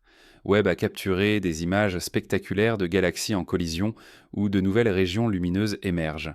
Ces événements, bien que violents, participent à l'enrichissement global et redistribuent les conditions de l'habitabilité. L'étude des zones habitables galactiques amène une réflexion plus large. Si de nombreuses galaxies contiennent des régions favorables, pourquoi n'avons-nous pas encore détecté de traces de civilisation avancée ? Peut-être que la vie microbienne est courante, mais que l'intelligence technologique est rare. Peut-être aussi que certaines zones, bien que favorables à la chimie, n'ont pas offert la stabilité nécessaire pour franchir les étapes évolutives vers la complexité.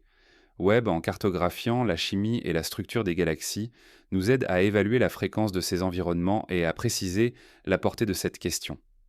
Un point fascinant révélé par Webb est la rapidité avec laquelle certaines galaxies ont atteint des conditions favorables. Dès quelques centaines de millions d'années après le Big Bang, certaines contenaient déjà assez d'éléments lourds pour former des planètes rocheuses. Cela signifie que les zones habitables galactiques ne sont pas apparues tardivement, mais très tôt. L'univers a donc offert des opportunités multiples et précoces pour l'apparition de la vie. Pourtant, cette abondance potentielle contraste avec notre absence de preuves. Ce paradoxe alimente les débats scientifiques, et philosophiques sur la rareté de la vie complexe. Les zones habitables galactiques ne se réduisent donc pas à une simple région géographique. Elles sont le résultat de multiples facteurs: la distance au centre, la densité d'étoiles, la composition chimique, la stabilité des orbites et l'histoire dynamique des galaxies. James Webb nous montre que ces facteurs interagissent maintenant de manière complexe, produisant des environnements très diversifiés. Certaines zones sont stables et riches en métaux, d'autres sont instables mais temporairement fertiles, d'autres encore sont pauvres en ressources mais protégées des perturbations. L'habitabilité apparaît alors comme une mosaïque mouvante plutôt qu'une frontière fixe. En fin de compte, l'étude de ces zones élargit notre perspective. Elle nous rappelle que la recherche de la vie ne peut pas se limiter à quelques planètes isolées. Elle doit s'inscrire dans un contexte galactique où la distribution de la matière, la dynamique stellaire et l'histoire cosmique jouent un rôle tout aussi déterminant. James Webb, en scrutant les galaxies proches et lointaines, nous montre que les zones habitables existent probablement en grand nombre. Mais une question persiste. Si elles sont si nombreuses, combien abritent réellement des mondes vivants et combien sont restées silencieuses malgré leur potentiel ? Depuis que l'humanité a commencé à scruter le ciel avec des instruments capables de capter les ondes électromagnétiques, une question obsède les chercheurs. Existe-t-il des signaux artificiels venant d'autres mondes ? L'idée que d'éventuelles civilisations puissent émettre des transmissions détectables à travers l'espace nourrit à la fois la science et l'imaginaire collectif. Le télescope James Webb, bien que conçu avant tout pour étudier la lumière infrarouge émise par les étoiles et les galaxies lointaines, joue un rôle indirect mais essentiel dans cette quête. En révélant la diversité des planètes et la complexité de leurs atmosphères, il définit les cibles prioritaires pour la recherche de signaux, affinant la stratégie des programmes de détection. Les signaux lointains se cherchent principalement dans le domaine radio. à l'aide de radiotélescopes géants comme ceux de Green Bank ou de l'Array en Australie.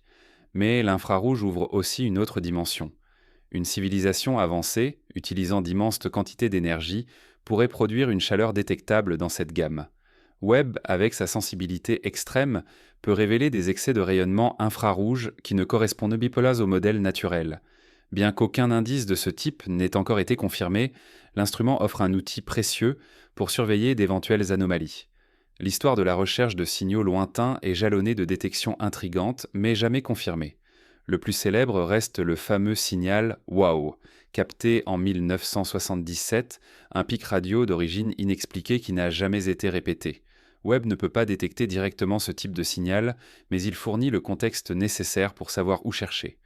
En identifiant des planètes avec de l'eau, du dioxyde de carbone et d'autres gaz clés, il désigne les cibles qui méritent une attention particulière des radiotélescopes. Ainsi, la collaboration entre instruments devient un atout majeur. Webb montre où se trouvent les mondes prometteurs et les réseaux d'écoute se concentrent ensuite sur eux. Les signaux lointains ne se limitent pas aux transmissions intentionnelles. Une civilisation avancée produit inévitablement des émissions secondaires, qu'il s'agisse de communication, de radars ou d'autres technologies. Ces fuites technologiques, bien que faibles à l'échelle galactique, pourraient être détectées si elles durent suffisamment longtemps et si elles proviennent en temps de planètes proches. Webb, en mesurant la proximité et la composition des exoplanètes, aide à restreindre le champ d'investigation. Une planète dotée d'une atmosphère stable et de conditions favorables mérite davantage d'attention qu'un monde de lave ou une géante gazeuse. Un autre type de signal lointain pourrait être visuel. Si une civilisation construit d'immenses structures, comme des collecteurs d'énergie autour de son étoile, celle-ci pourrait les laisser une empreinte dans la lumière observée. De telles technosignatures seraient visibles comme des variations spectrales inhabituelles. Webb, en scrutant avec précision les étoiles et leurs exoplanètes, peut détecter des anomalies de ce genre. Jusqu'ici, aucune preuve solide n'a été trouvée, mais l'idée reste suivie avec intérêt car elle repose sur des bases physiques simples.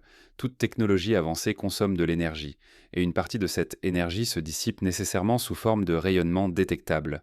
La quête de signaux lointains soulève aussi une réflexion sur les échelles de temps.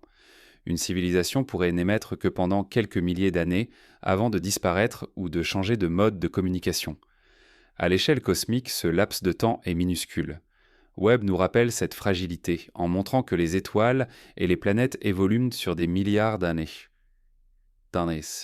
Détecter une civilisation active exige donc une coïncidence rare, qu'elle existe en même temps que nous et qu'elle utilise un mode de transmission que nous pouvons reconnaître.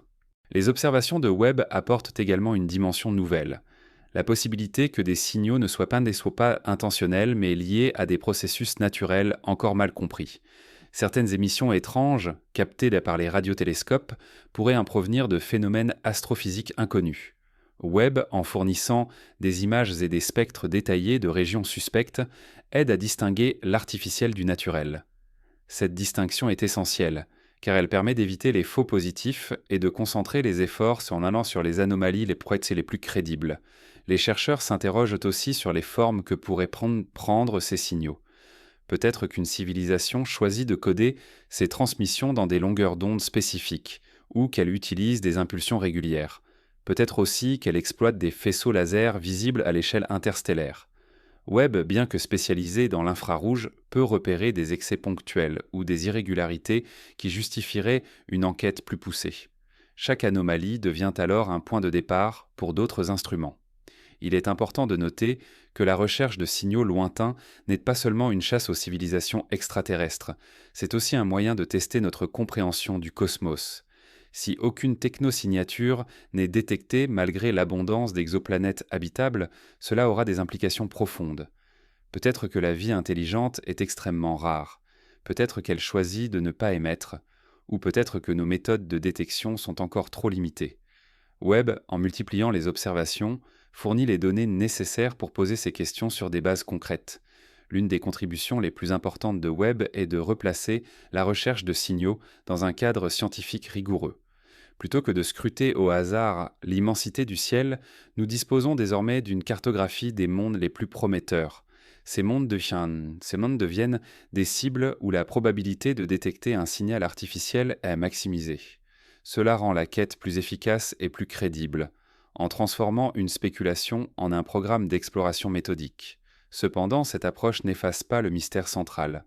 Si des zones habitables existent en grand nombre, si l'eau et les molécules organiques sont courantes, et si la vie a eu des milliards d'années pour se développer, pourquoi n'avons-nous encore rien entendu? Cette question, connue sous le nom de paradoxe de Fermi, prend une nouvelle dimension avec les découvertes de Webb. L'absence de signaux devient elle-même une donnée à analyser. Peut-être que les civilisations existent, mais choisissent les de la discrétion. Peut-être que les distances rendent toute communication impossible. Ou peut-être que la Terre est une exception improbable dans un univers pourtant fertile. Chaque observation de Webb enrichit cette réflexion. En révélant la diversité des exoplanètes et la précocité de l'habitabilité, il montre que les conditions de base ne manquent pas. Mais les signaux lointains continuent de se dérober. Cette contradiction alimente les recherches et pousse à explorer de nouvelles méthodes.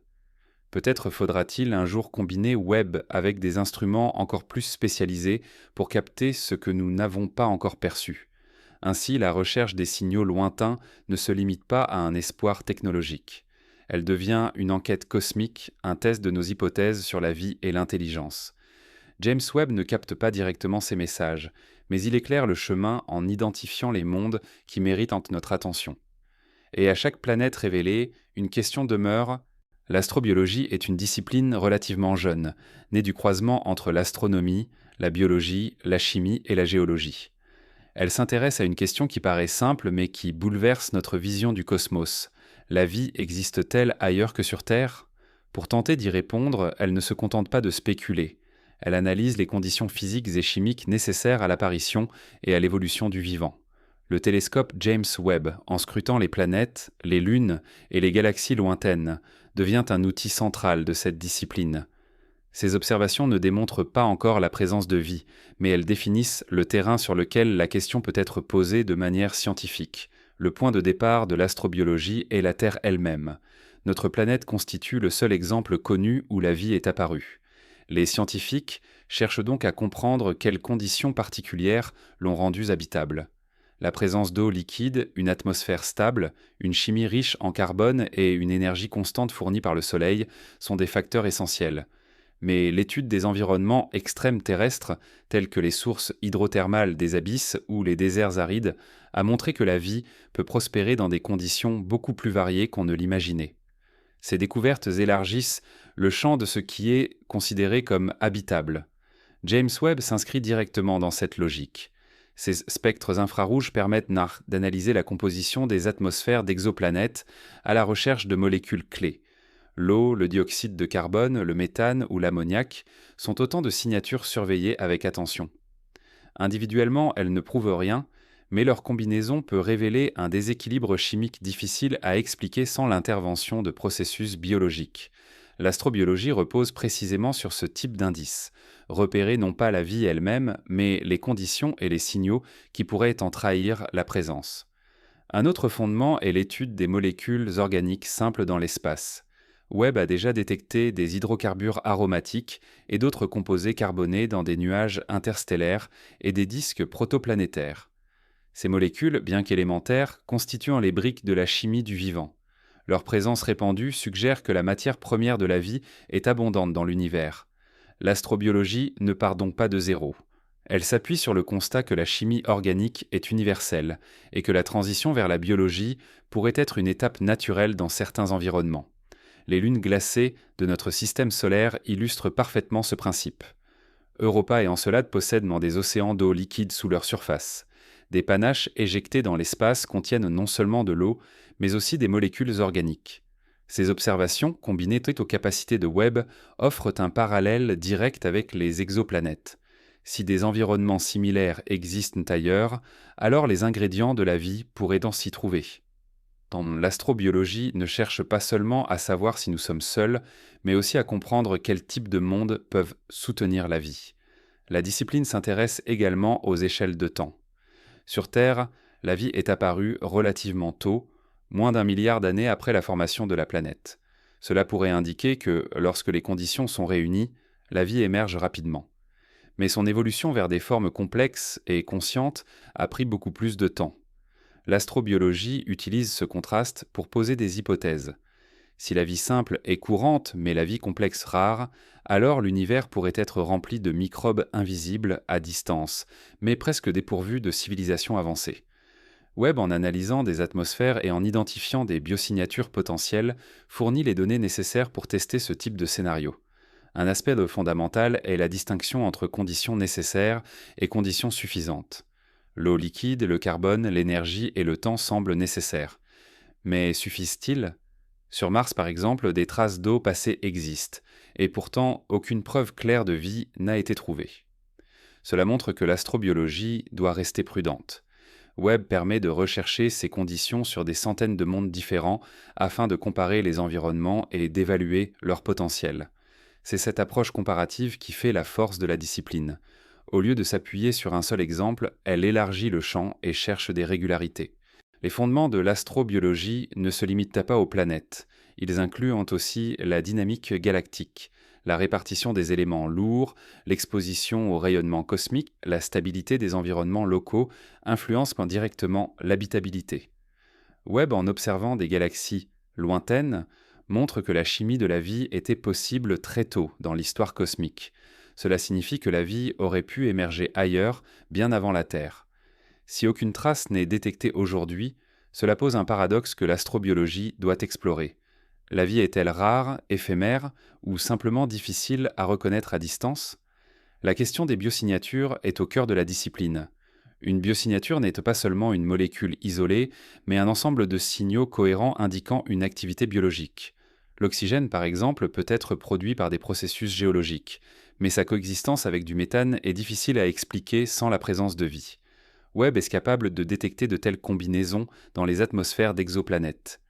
Ces données représentent une avancée majeure, car elles transforment une spéculation en observation mesurable. L'astrobiologie dispose enfin d'un outil pour confronter ces hypothèses à la réalité. La recherche de vie ailleurs repose aussi sur l'idée d'exobiologie alternative. Peut-être que la vie ne repose pas nécessairement sur l'eau ou le carbone. Des environnements comme Titan, avec ses lacs de méthane liquide, suggèrent que d'autres chimies balestinées pourraient exister. Webb, en analysant la composition de ce type de monde, élargit le champ des possibles. L'astrobiologie doit donc garder l'esprit ouvert. Ce qui est valable sur Terre n'est peut-être pas universel. L'étude des environnements extrêmes, tant terrestres qu'exoplanétaires, sert à explorer ces hypothèses. Les découvertes de Webb montrent que l'astrobiologie est à un tournant. Nous ne sommes plus dans une phase purement théorique. Nous disposons désormais de données concrètes sur des dizaines de planètes lointaines. Ces observations permettent d'évaluer la fréquence des conditions favorables et de mieux comprendre la probabilité d'apparition de la vie. Chaque spectre recueilli devient une pièce d'un puzzle cosmique, où les indices s'accumulent mais où l'image globale reste encore floue. L'astrobiologie pose finalement une question vertigineuse. Si les conditions sont répandues, pourquoi la vie ne se manifeste-t-elle pas plus clairement ? Webb ne résout pas encore ce mystère, mais il apporte les outils pour l'aborder scientifiquement. Plutôt que de se perdre dans des spéculations sans données, nous pouvons désormais comparer, mesurer et tester. C'est cette transition du rêve à l'expérience qui constitue le véritable fondement de la discipline. Ainsi, l'astrobiologie repose sur une base simple mais puissante, étudier la vie dans son contexte cosmique en combinant observation, chimie et biologie. James Webb, en élargissant notre vision des mondes et de leurs atmosphères, en révèle les terrains possibles et les indices mesurables. Mais chaque réponse obtenue ouvre une nouvelle question. Et c'est peut-être là le moteur le plus profond de la recherche. Savoir si, quelque part parmi les milliards d'étoiles et de planètes, une autre forme de vie a suivi son propre chemin. Depuis des siècles, Mars occupe une place particulière dans l'imaginaire humain.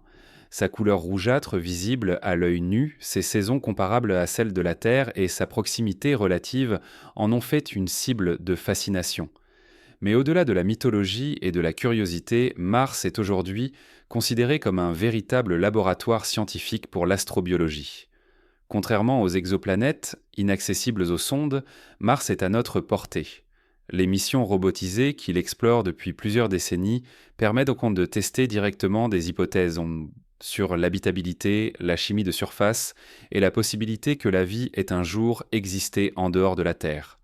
Le télescope James Webb, bien qu'il observe Mars à distance, complète ses recherches en fournissant des données spectrales qui élargissent notre vision globale de la planète rouge. L'un des aspects les plus intrigants de Mars est la présence passée d'eau liquide. Les orbiteurs et les rovers ont confirmé l'existence d'anciens lits de rivières, de deltas et même de lacs asséchés. Le rover Perseverance, arrivé dans le cratère G0 en 2021, explore une région qui était autrefois un delta fluvial.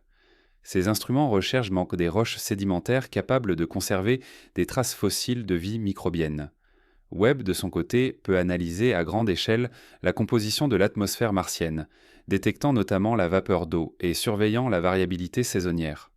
Ces observations complètent celles des instruments sur place en offrant une vue globale du cycle de l'eau martien. Un autre indice marquant est celui du méthane. Sur Terre, ce gaz est produit en grande partie par l'activité biologique, même si des processus géologiques peuvent également l'expliquer. Sur Mars, des variations de méthane ont été détectées, mais elles restent difficiles à interpréter. Webb, grâce à sa sensibilité infrarouge, est capable de mesurer avec précision ce gaz dans l'atmosphère martienne et d'évaluer ses fluctuations. La question cruciale est de savoir si ce méthane provient de réactions chimiques souterraines ou s'il pourrait être le vestige d'une activité biologique ancienne ou encore active. Chaque mesure apporte une pièce au puzzle, mais le mystère reste entier. Mars est également un laboratoire idéal pour étudier la perte atmosphérique. Autrefois, la planète possédait une atmosphère plus dense qui permettait à l'eau de rester liquide en surface. Aujourd'hui, son enveloppe gazeuse est mince et incapable de maintenir une pression suffisante. L'étude de ce processus éclaire les mécanismes qui transforment des mondes habitables en environnements hostiles. Webb contribue à cette recherche en suivant la composition actuelle de l'atmosphère et en détectant les interactions entre le vent solaire et la haute atmosphère martienne. Cela permet de mieux comprendre comment Mars a perdu son bouclier protecteur et pourquoi elle est devenue stérile en surface. La géologie martienne constitue un autre domaine d'investigation. Les minéraux observés par les rovers et confirmés par les données spectrales montrent que Mars a connu un passé complexe. Des argiles, des sulfates et d'autres minéraux hydratés témoignent d'une chimie riche en eau. Webb, en élargissant la cartographie chimique depuis l'orbite terrestre, permet de comparer les différentes régions et d'évaluer si certaines conservent encore des traces de processus favorables à la vie. L'exploration de ces zones pourrait guider les futures missions robotisées ou humaines. La planète rouge est aussi un laboratoire pour la question de l'habitabilité souterraine. Même si la surface est aujourd'hui aride et bombardée de radiation, des poches d'eau salée pourraient subsister en profondeur. Des radars orbitaux ont suggéré l'existence de réservoirs sous la glace des pôles. Webb, en scrutant les variations spectrales, peut apporter des indices supplémentaires sur la présence de glace et d'eau dans le sous-sol. Si ces réservoirs existent, ils offriraient un refuge potentiel à une vie microbienne, protégée des conditions extrêmes de la surface. Mars nous apprend également comment chercher la vie ailleurs. Les techniques développées pour détecter d'éventuelles biosignatures martiennes servent de modèle pour l'étude des exoplanètes. Par exemple, l'analyse isotopique des gaz atmosphériques ou l'identification de structures microscopiques dans les roches sédimentaires sont des méthodes transposables. Webb, avec ses observations à distance, agit comme un prolongement de ces méthodes en dehors du système solaire. Mars devient ainsi un banc d'essai où l'on affine nos outils avant de les appliquer à des mondes beaucoup plus lointains. Un aspect fascinant est dans le parallèle entre Mars et la Terre primitive. Les conditions martiennes, d'il y a plus de 3 milliards d'années, ressemblent à celles de la Terre à l'époque où la vie est apparue. Étudier Mars, c'est donc remonter dans le temps pour comprendre les origines de la vie terrestre. Webb, en détectant des molécules simples sur Mars et ailleurs, participe à cette comparaison. Si des traces de vie passée sont découvertes sur Mars, cela signifierait que la vie peut apparaître rapidement dès que les conditions sont réunies, renforçant l'idée que l'univers est potentiellement fertile. Cependant, l'absence actuelle de preuves claires souligne aussi la difficulté de cette quête. Mars a peut-être abrité la vie, mais si elle a disparu, ses traces sont enfouies ou détruites par des milliards d'années d'érosion. Webb ne peut pas pénétrer le sol martien, mais il peut fournir un contexte global qui aide à cibler les régions les plus prometteuses. L'association entre les observations de Webb et les missions in situ constitue donc une stratégie complémentaire. L'un donne la vue d'ensemble, les autres explorent en détail. Mars en laboratoire n'est pas seulement une métaphore scientifique, c'est aussi une étape préparatoire. Les futurs plans missions humaines vers la planète rouge utiliseront les données de Webb pour choisir les sites d'atterrissage les plus intéressants, où la géologie et la chimie offrent les meilleures chances de trouver des indices de vie. Mars devient ainsi un terrain d'expérimentation non seulement pour la science, mais aussi pour l'exploration spatiale elle-même. En fin de compte, Mars illustre parfaitement le rôle de laboratoire naturel dans l'astrobiologie. Il offre un environnement accessible où l'on peut tester des hypothèses, affiner des techniques et comparer avec d'autres mondes. James Webb, en observant la planète depuis l'espace, ajoute une dimension globale à ses recherches, reliant la petite échelle des rovers à la grande échelle des exoplanètes. Mais malgré tous ces efforts, une question reste en suspens. Si Mars a eu toutes les conditions favorables et peut-être même de l'eau en abondance, pourquoi n'y trouvons-nous pas encore de traces claires de vie ? Cette interrogation, loin d'être un échec, est une invitation à approfondir notre recherche, à élargir notre regard et à poursuivre l'exploration de la planète rouge comme du reste du cosmos. Parmi les mondes fascinants de notre système solaire, Europa, lune de Jupiter, occupe une place particulière. Sous sa surface glacée, les scientifiques sont convaincus qu'existe un océan d'eau liquide, maintenu par la chaleur interne générée par les forces de marée de Jupiter. Cette idée, autrefois hypothèse audacieuse, repose aujourd'hui sur un ensemble de preuves solides, issues de sondes, d'observations télescopiques et de modèles théoriques. James Webb, avec sa capacité à observer l'infrarouge et à analyser la composition chimique des panaches qui s'échappent que de la surface, ajoute une dimension cruciale à cette quête, celle de comprendre si cet océan caché pourrait abriter la vie. La surface d'Europa est recouverte d'une croûte de glace épaisse de plusieurs kilomètres. Elle s'est parcourue de fissures, de fractures et de structures complexes qui témoignent d'une activité géologique. Les images de la sonde Galileo avaient déjà révélé ces caractéristiques, suggérant que la glace flotte sur une couche liquide. Depuis, le télescope Hubble a détecté à plusieurs reprises des panaches de vapeur d'eau projetées dans l'espace, confirmant que l'océan communique avec la surface. James Webb est capable de mesurer la composition précise de ces panaches, d'identifier les molécules présentes et d'évaluer si elles contiennent des composés organiques. L'importance de cet océan réside dans sa stabilité. Contrairement à Mars, où l'eau a disparu en surface, Europa conserve son réservoir liquide depuis des milliards d'années. La chaleur provient des forces de marée exercées par Jupiter et ses autres lunes, qui déforment constamment l'intérieur d'Europa, générant une énergie suffisante pour empêcher l'eau de geler entièrement. Ce mécanisme crée un environnement potentiellement stable, avec une énergie continue, une eau liquide et une protection contre les radiations grâce à la couche de glace. Ces conditions correspondent aux critères fondamentaux de l'habitabilité. Webb apporte une contribution décisive en analysant les panaches. En décomposant la lumière infrarouge, il peut identifier la présence d'eau, mais aussi de dioxyde de carbone, de méthane et d'autres molécules organiques simples. Si ces composés sont confirmés, cela signifierait que l'océan d'Europa n'est pas seulement un réservoir d'eau, mais un environnement riche en chimie. L'astrobiologie considère ce type de chimie comme un préalable à la vie. Sur Terre, les environnements sous-marins comme les sources hydrothermales des abysses hébergent une vie abondante malgré l'absence de lumière solaire. Europa pourrait offrir un parallèle saisissant. La surface d'Europa est aussi une archive de son activité interne.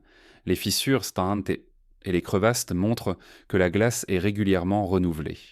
Cela implique que des échanges se produisent entre l'océan et la surface. Ces mouvements facilitent la remontée de molécules provenant des profondeurs où elles deviennent accessibles aux observations. Webb peut ainsi détecter à distance ce que des missions directes n'ont pas encore pu atteindre. Cette capacité ouvre une fenêtre unique sur un monde autrement inaccessible. L'océan caché d'Europa n'est pas seulement une curiosité scientifique, il redéfinit notre conception de l'habitabilité. Il montre que la vie n'a pas nécessairement besoin d'une planète baignée de lumière solaire. Des environnements protégés, chauffés par des forces internes et isolés sous des kilomètres de glace, peuvent offrir des refuges viables. Cela élargit considérablement le champ de la recherche de vie.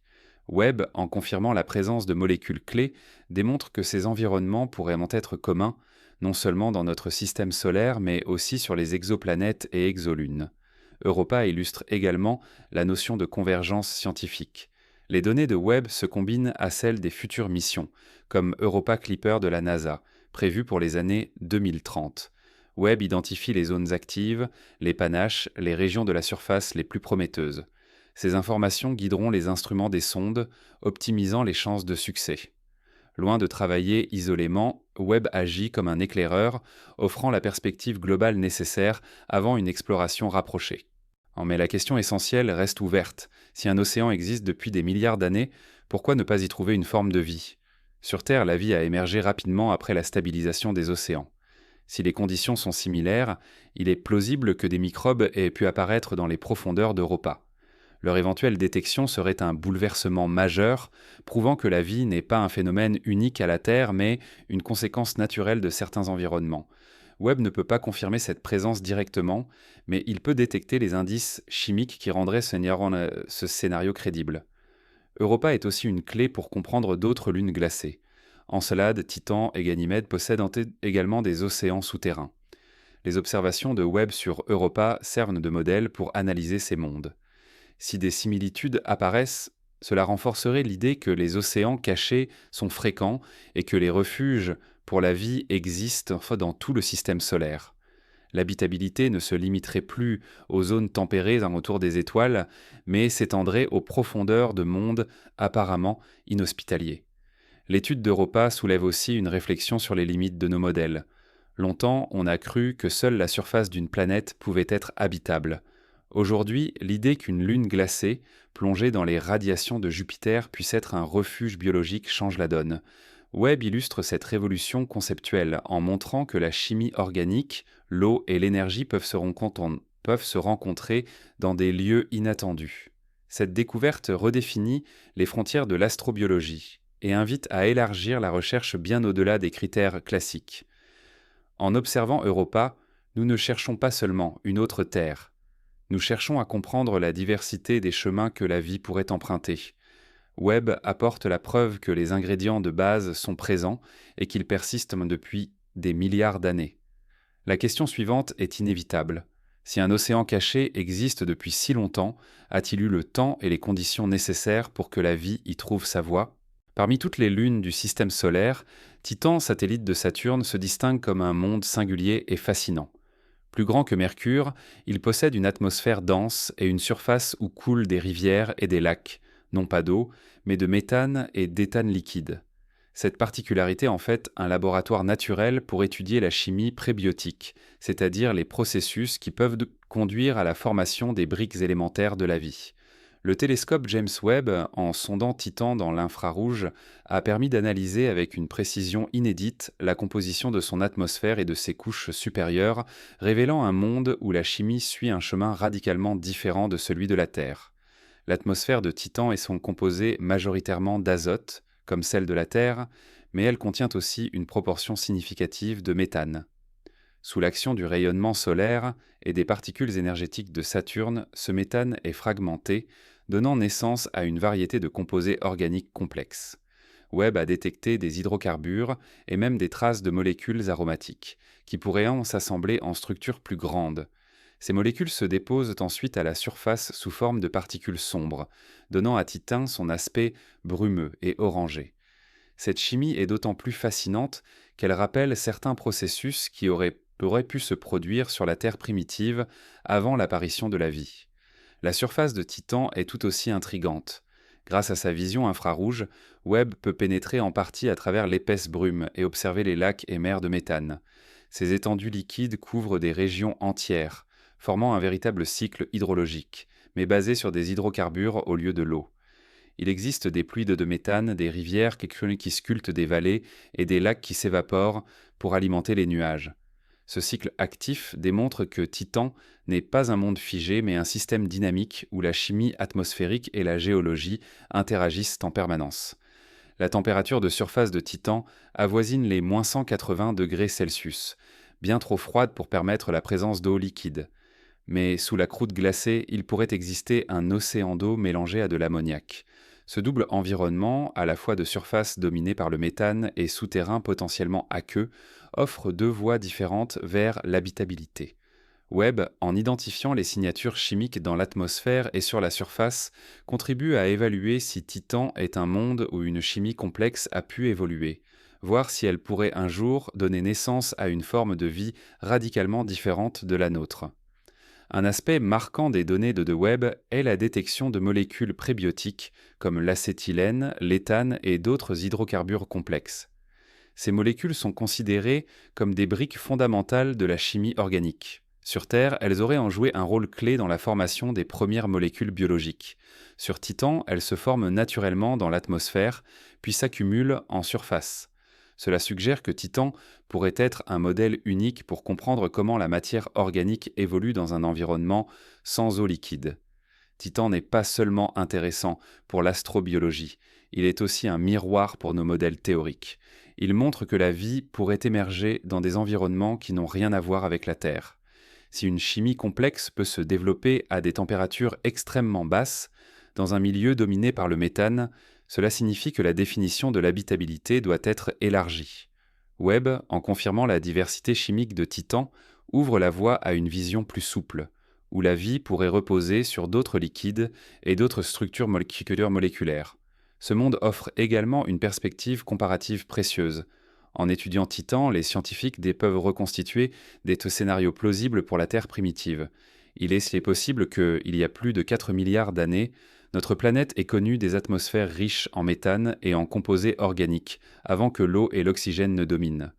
Titan devient ainsi une fenêtre sur notre passé, un monde figé dans un état chimique qui a peut-être précédé l'apparition de la vie sur Terre.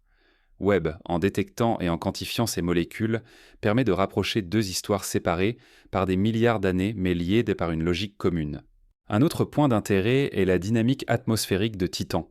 Ces couches épaisses et opaques évoluent d'ensemble selon des saisons qui durent pendant plusieurs années terrestres. Webb a observé des changements dans la répartition des nuages et la composition des gaz selon les cycles saisonniers. Ces variations influencent directement la chimie de surface, en modifiant l'équilibre entre condensation, évaporation et précipitation. Titan est donc un système climatique actif, où les interactions entre l'atmosphère et le sol créent des environnements diversifiés. La question centrale reste toutefois celle de la vie. Les conditions extrêmes de Titan défient nos conceptions habituelles. L'eau liquide, considérée comme indispensable, n'existe pas en surface. Mais pourrait-il exister une vie basée sur le méthane liquide ? Certains chercheurs envisagent Mendoza que des membranes cellulaires alternatives, constituées de molécules adaptées à ces températures, pourraient en se former. Si une telle vie existe, elle serait radicalement différente de la nôtre, mais pas impossible du point de vue de la chimie. Webb n'a pas la capacité de détecter directement de telles formes de vie, mais en étudiant la chimie de Titan, il contribue à tester la plausibilité de cette hypothèse. Les observations de Webb s'intègrent aussi dans un programme plus large d'exploration. La mission Dragonfly de la NASA, prévue pour les années 2030, enverra un drone capable de voler dans l'atmosphère de Titan. Les données de Webb guideront cette mission en identifiant les régions les plus intéressantes à explorer où la chimie est particulièrement riche ou active. Titan devient ainsi un terrain de coopération entre télescopes et sondes où chaque instrument apporte une pièce du puzzle. En résumé, Titan est un monde qui défie les limites de notre imagination. Son atmosphère dense, sa surface liquide composée d'hydrocarbures, ses molécules organiques complexes et la possibilité d'un océan souterrain en font un laboratoire unique pour l'astrobiologie et la chimie planétaire. James Webb, en dévoilant les détails de cette chimie, montre que l'habitabilité peut prendre des formes radicalement différentes. L'étude de Titan nous pousse à élargir nos critères et à envisager que la vie puisse se développer dans des environnements qui, vus de la Terre, paraissent totalement hostiles. Mais une question demeure. Si Titan possède tous les ingrédients pour une chimie complexe, est-il simplement un monde en attente, ou bien cache-t-il déjà des formes de vie que nous n'avons pas encore les moyens de reconnaître ?